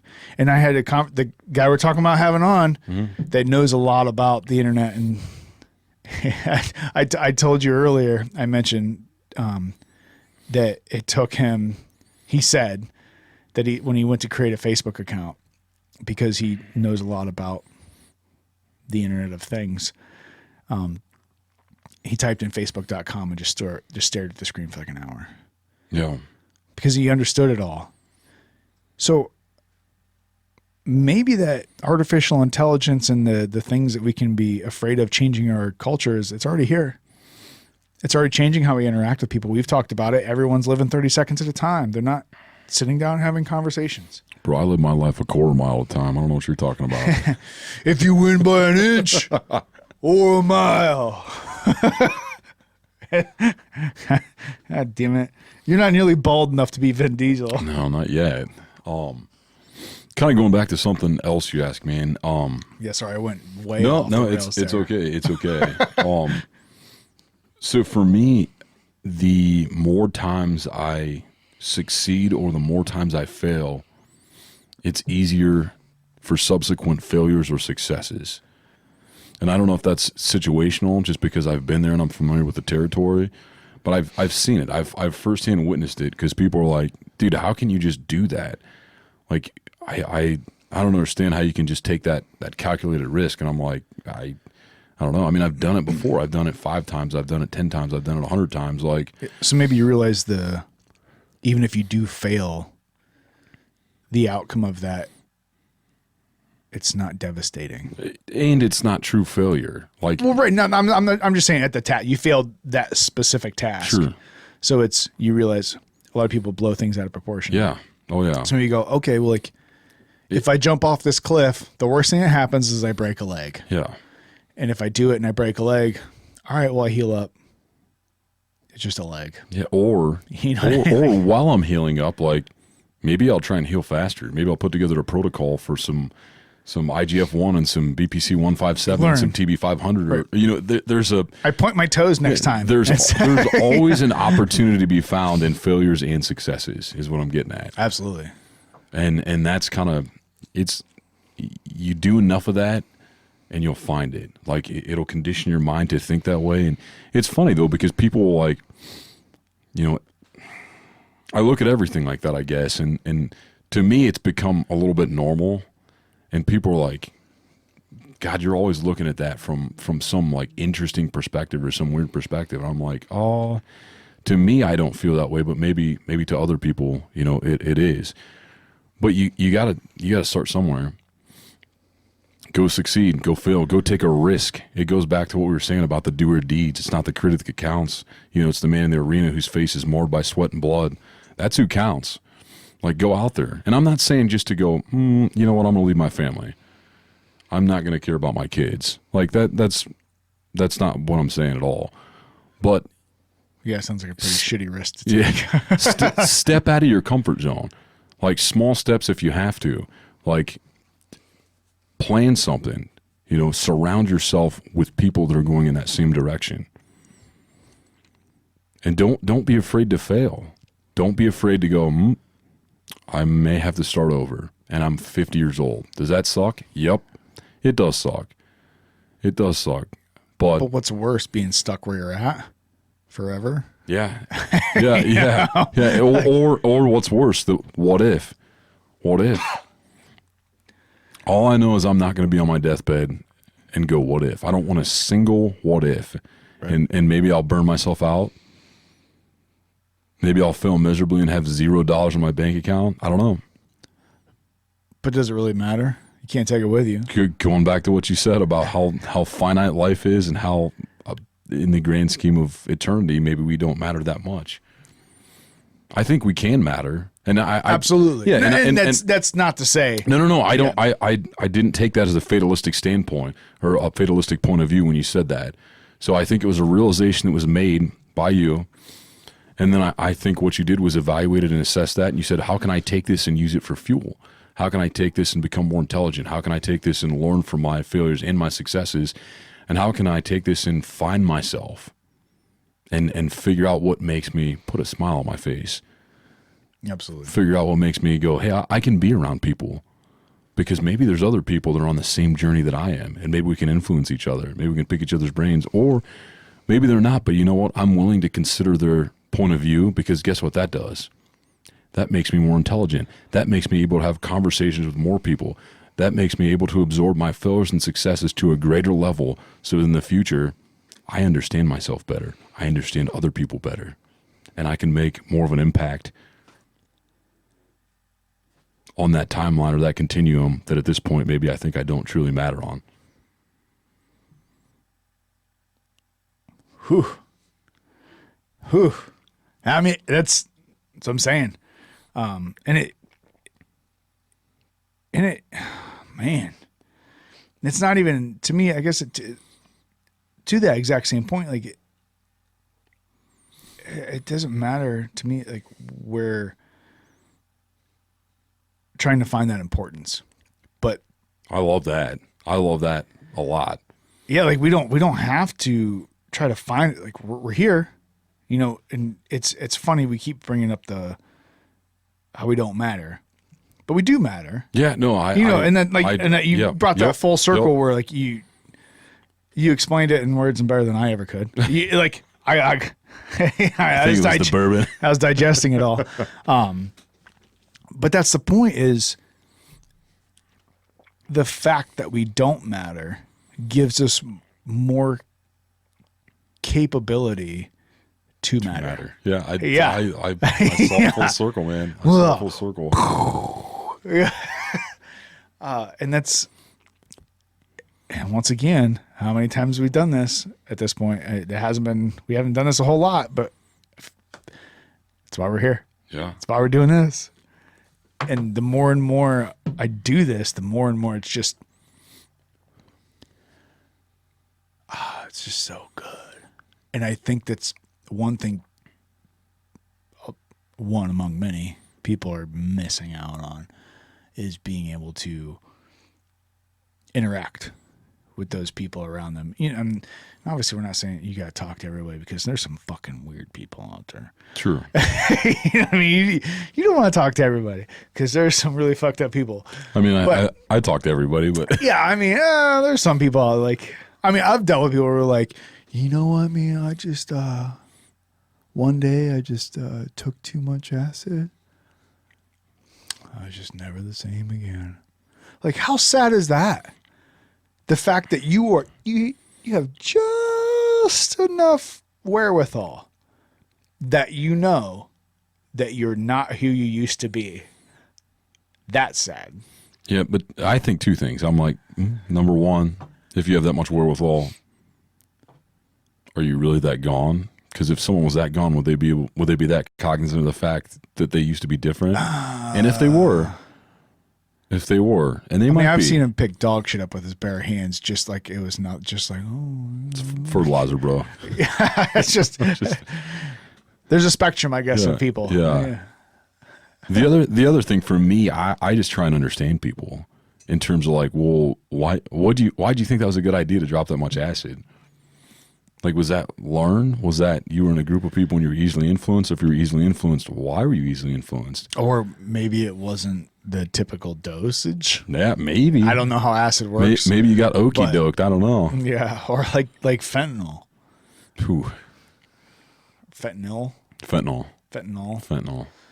I know it's been mispronounced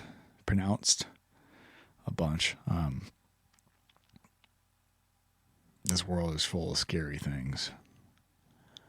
I like those scary things, but I'm not gonna lie.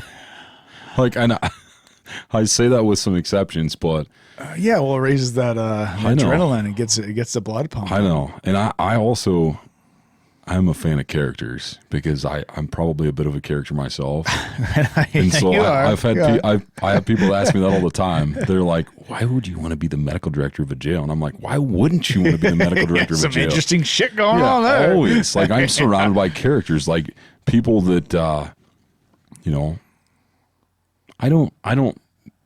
feel like sometimes my thinking is so far out there that I'm like, I don't know if I can even bring this back or explain it, but I'm not the person that goes, hey, this is how you are and it's permanent. And some people are permanent, absolutely.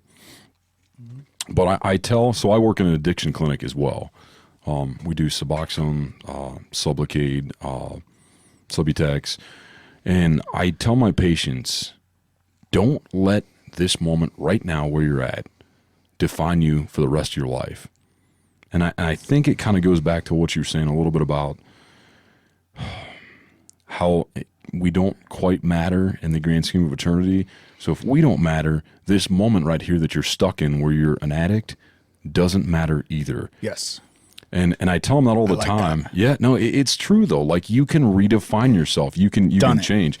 Yeah. And I know that it's a long road. It's a hard road. It's a road where you're going to have failures. And I tell them that. We discuss the neuroplasticity of the brain and how you can't process pleasure the same way and how maybe that pathway will never go back the same. but how, I'm going to help as much as I can. Some of the medications will help. Some of the counseling and therapy will help. But don't let yourself be defined by this hopefully small moment in the grand scheme of everything. Let it be a blip on the radar, not define the entire radar itself. Yes. I think you can say that for a lot of things too, actually. I agree. And I think that's, damn it, bro. Man, I've known you for quite a while, and I feel like I'm just starting to peel the layers back on you. Oh yeah. That's beautiful. That's exactly the thread that I was going down with it doesn't matter, so it can matter. You know what I mean? Like, yeah, you don't have to be a static creature. Like, that's so sad. If you did have to be. I mean, but think about how many people are like that. Everybody, because I feel like we've been conditioned that way. And like we said, going back to, I don't necessarily think it was diabolical. I think it's Sure. I obviously there's jest in what you said. I could. Right. Yeah. Like, it's almost kind of like the herd mentality. The herd doesn't necessarily want to be the herd just because that's what they think is best, but it's just how it's kind of worked out. So, well, it's easy. So I guess I'll just keep on going with it. Yeah. Continue this for a sec. I broke the seal. It's over. Oh, God damn it, bro. Yeah, that's fine. I mean, we're not in the middle of anything insane. No, yeah. So I was like, this seems all right. God damn, that was fantastic, bro. It blew my mind. Dude, let me follow up on that and ask you something. I keep thinking of like this timeline. And like I said, not all the time, but I'll talk to my patients, man, and I'll try and encourage them as much as I can. And I tell them I'm proud of them, man. Like I am. The fact that they're sitting in that chair and they want to make a change, regardless of whether, they're going to relapse, at least they're in that chair for now. And this is completely unrelated to that, but just kind of talking about, you don't have to define yourself by this one moment. You have the opportunity and ability to change. Do you think that someone can be like purely and truly evil? Like the most vile of human beings across the board. Do you think that person can lack zero redeeming qualities? Like, can someone truly be evil to the core? So I think there's a couple things to that. To me, it's what's your definition and what's your understanding of the human race and species. What is this, a created existence that we're living in? Because if it is, then yes. Because it has an origination and it has a creator. So are you saying if there's a creator, that someone could be created purely and wholly evil? Yes. Okay. Because there's intent. Okay. Because it goes back to intent, right? And it goes back to what's the origination of this thing? Is it evil? Is it good? Well, it goes back to the intent. It goes back to the creation of it. If you believe in evolution, then there is no evil or good. So it's like just an explanation of actions. It's perception, right? So if you believe in evolution, and these are very, very broad, labels I'm slapping on it. But if it's an evolutionary thing, then it's all right. We have evolved as humans to feel, to think, to be able to solve complex problems, to create. So as humans, if we have evolved, then we have evolved to be able to create. And one of those things that we have created is language and thoughts and constructs around what we do, such as good and evil. So if we have just evolved, then we have evolved language, we have evolved conscience, we have evolved our thoughts and meanings and what is good and evil, or shout out to Friedrich Nietzsche, beyond good and evil. So if you believe that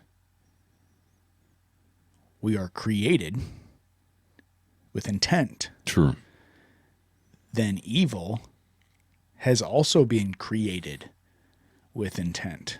That's my belief. Okay. You know what I mean? Yeah. Because you can't create something. If you're going to create something, it's either you've created all of it on purpose, or you created something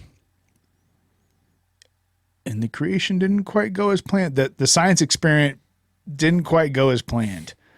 You know, your hypothesis, even if it was a little bit off, if you're creating something, I'm talking about like if there's a omnipotent, omnipresent God that has created something.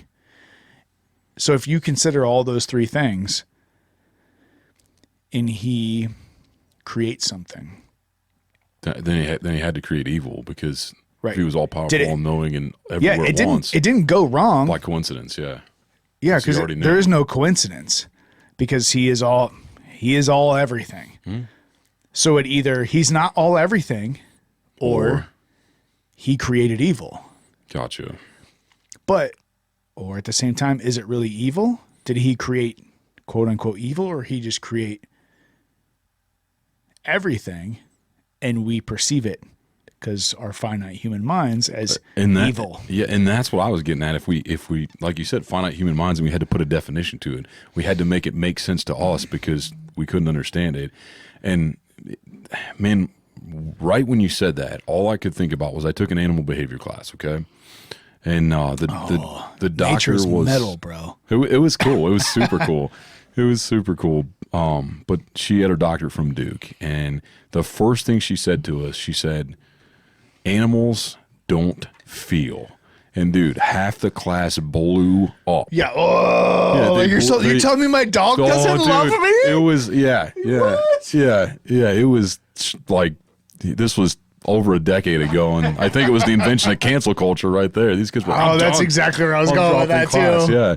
But she said animals don't feel. She said every action that animals undertake is for a specific reason.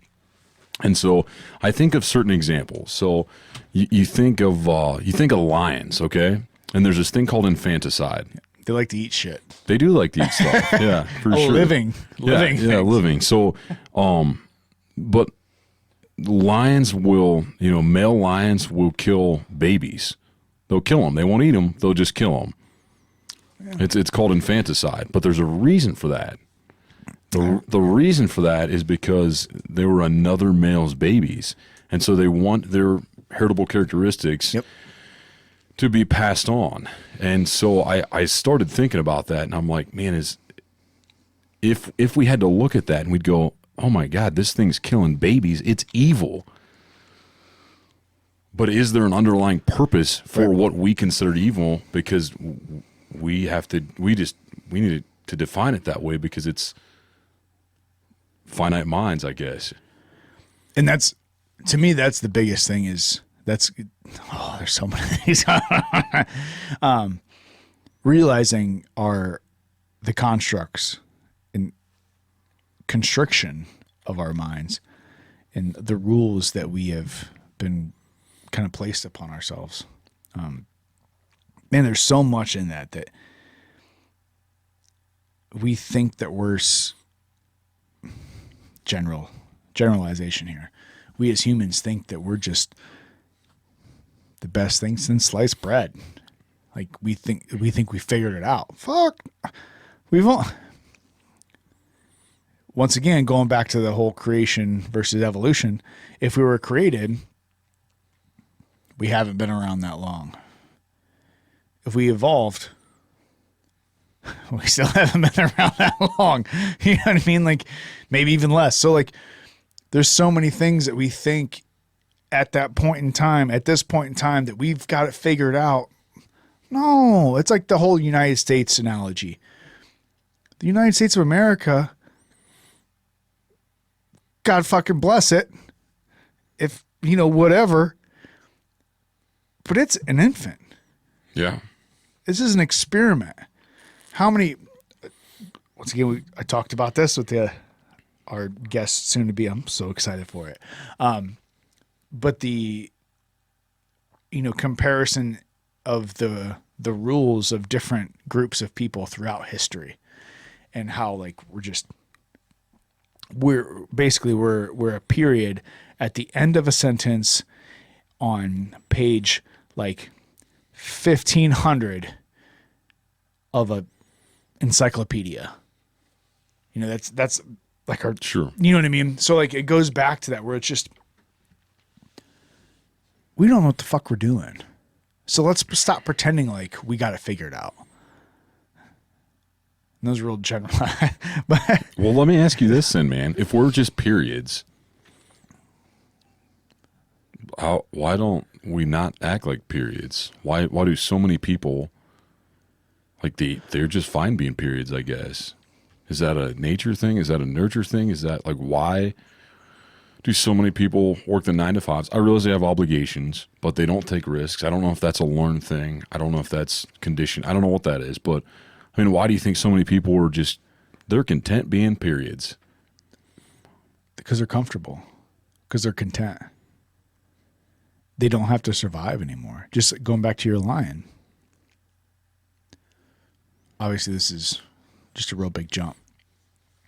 But say tomorrow, there's no electricity. Mm-hmm.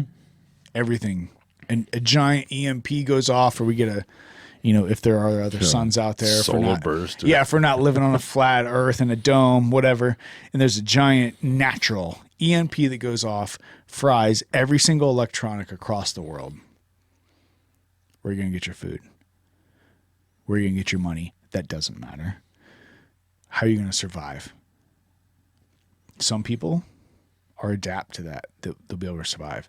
But as far as a natural world goes, we've become, especially in these days, so accustomed to technology that it's what makes people's lives, that's what makes people survive.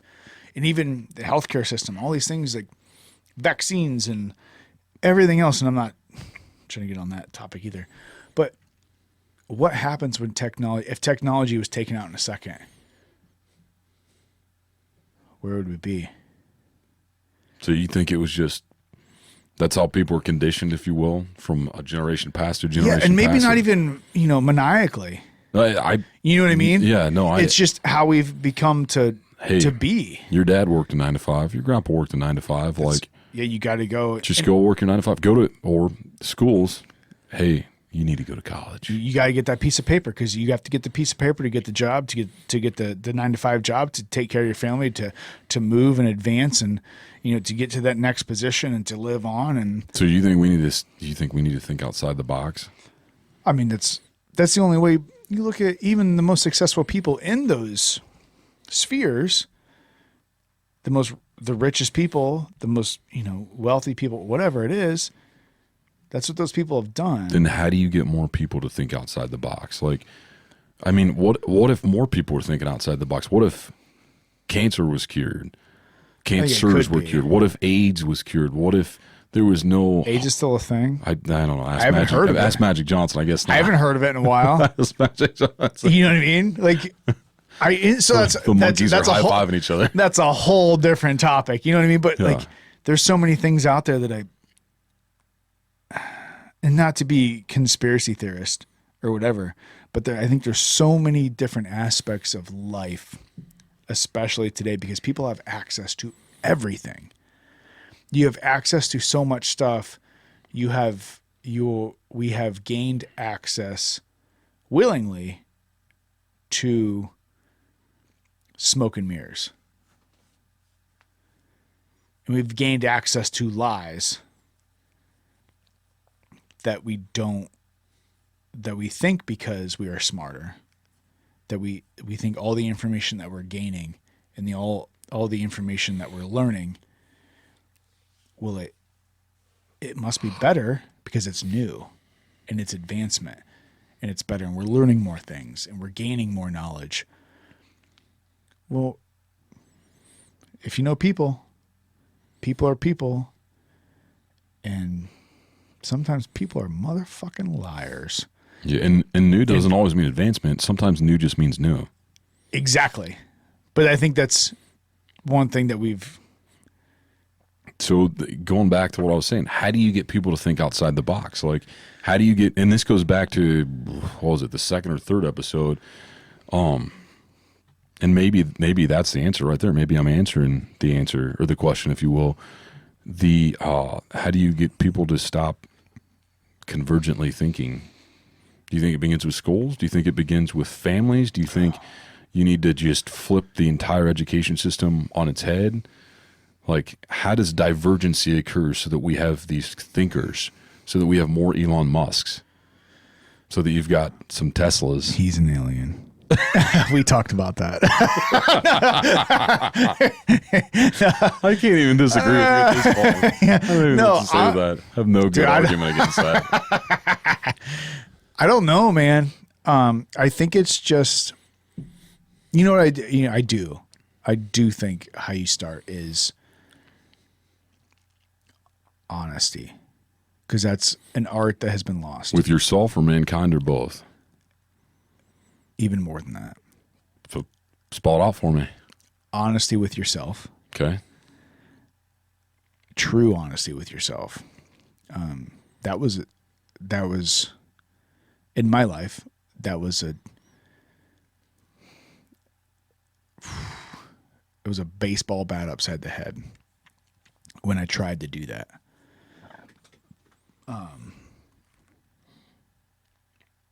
When you sit down and you're truly honest with yourself, like pretending that there's someone else there talking to you that knows all the things that are going inside your head, True. knows all the dirty, disgusting, nasty bullshit that you've ever done through your entire life. And because we do this, you know, as human, we sit there and go, we justify things and we do this, that, whatever, and we justify it. But if you're really capable and if you really want to be honest with yourself, you sit down and go, oh, well, this, well, bro, remember when you did this thing? And was that really because you thought it was a good... I watched it. Do we want to replay the video? Let's replay the video, shall we? And you can do that in your head. True. And if you're honest with yourself, you go, no, that's pretty shitty. And then, but don't dwell on it, because that's only going to be toxic for you too. You know what? I'm not going to do that anymore. I'm going to be better. I'm going to be honest. And if someone's like, they ask you something simple and you could easily lie, not even lie, just be like, hey, you got that you got that project done? Or, hey, so this is super ridiculous example, but say you're going to meet somewhere at 9:00 and 8:55 comes and they call you and they're like, hey, I was just thinking about this, that, whatever, are you on your way? And maybe you kind of forgot about it, or maybe you're late and you're heading down the freeway and you're only 10 minutes away. It's only 5 minutes late, doing the math. And instead of going, oh man, I've been fucking stuck in traffic. I'll probably be 5 minutes late. I'm really sorry. And you go, yeah, I'm really sorry, man. I'm going to be 5 minutes late. I forgot. I didn't realize what time it was. I'm sorry. The person's going to go, hey, no problem. But if you feed that person that, hey, I'm stuck in traffic lie. It's only 5 minutes, not a big deal. Like it seems like a very non-consequential, minute thing. But those little teeny tiny lies, they build up eventually. You know what I mean? So, sorry, I went off. That's all right. It literally just sounds like you were saying, just go back to being true to yourself. If you will. Just be true to yourself and be true to other people, and it's just living that life, and it makes life so much better. So then, let me ask you this real quick: how do you be true to yourself? If you had parents that were a certain way, if you have an educational system that instructs you in a certain way, how do you be true to yourself? Do you have a mentor? Do you seek that out? And if you don't, like, how did people even get mentors in the first place, if they will, that kind of train them? Or I don't know, man. I'm lost as to how this complete transformation occurs, so that we're not stuck inside a box, so that we can think outside of it, so that we can have more divergent thinkers, and we have more Elon Musk's aliens. I hate to say that. Yeah. I mean, to me, it's you stop lying to yourself.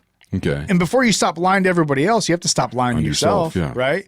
So, but how do you do that? Is what I'm getting at. You're open to all of the you have to be open to everything. Okay. And that's to me, that's at least what I think. Like, somebody has an idea. How does that happen? Is what I'm getting at. Like, is that an epiphany? It's a lot of work. Is that a continual grind? A daily grind. And the reason I ask this is because, I mean, you yourself have said, I was one way. I was asleep. I had my eyes were closed, and now I'm open. Now I've kind of transformed, if you will, to an extent. So I guess, how did you do that? I mean, without going down too much, because I think we're almost 3 hours in, or at least 2.5. Give me just at least a brief synopsis. And I'm not saying it has to be a playbook, but like, no, I think it's like, hey, I looked in the mirror and I was like, oh, that dude's a piece of crap. Like, I came to a self-realization, or I had a relationship that was failing, or I'm not the dad that I want to be towards my kid, or I'm not making the career choices I don't want to make. How did that happen? So honestly, it was all of those things right there. Okay. When I said those, I literally wasn't thinking of you. So no. Like, it was all those things, but it was because of one thing, because I wasn't who I was, and that's why I wasn't who I really was. But in turn, I wasn't the dad that I should have been. I wasn't the husband that I should have been. I wasn't the friend that I should have been. I wasn't the person that I should have been. And it really boils down to, and it's weird.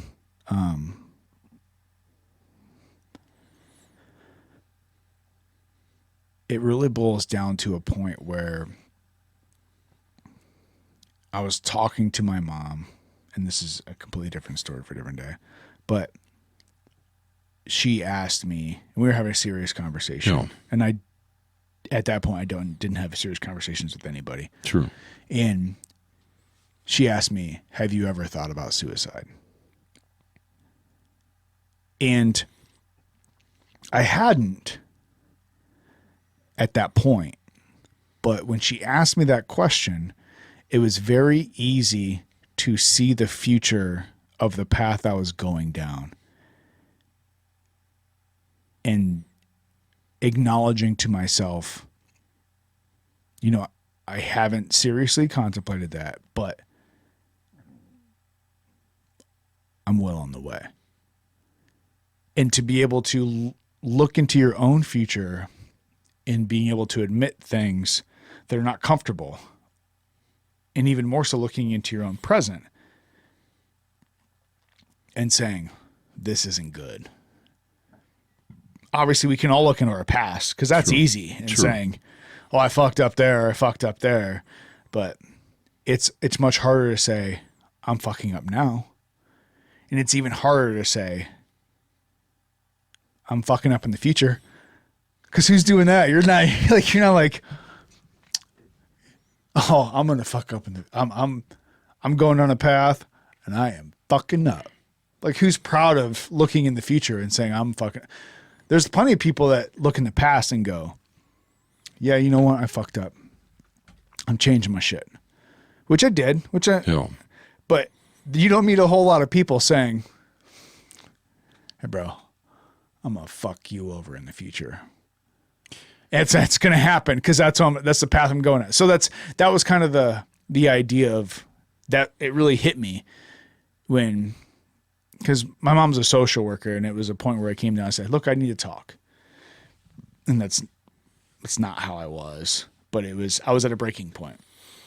And she said that to me, and it just was like, whoa. Like, I just got a glimpse of my future if I keep going down the path of understanding and the actions that I'm doing. Yeah. And it was just, something's got to change.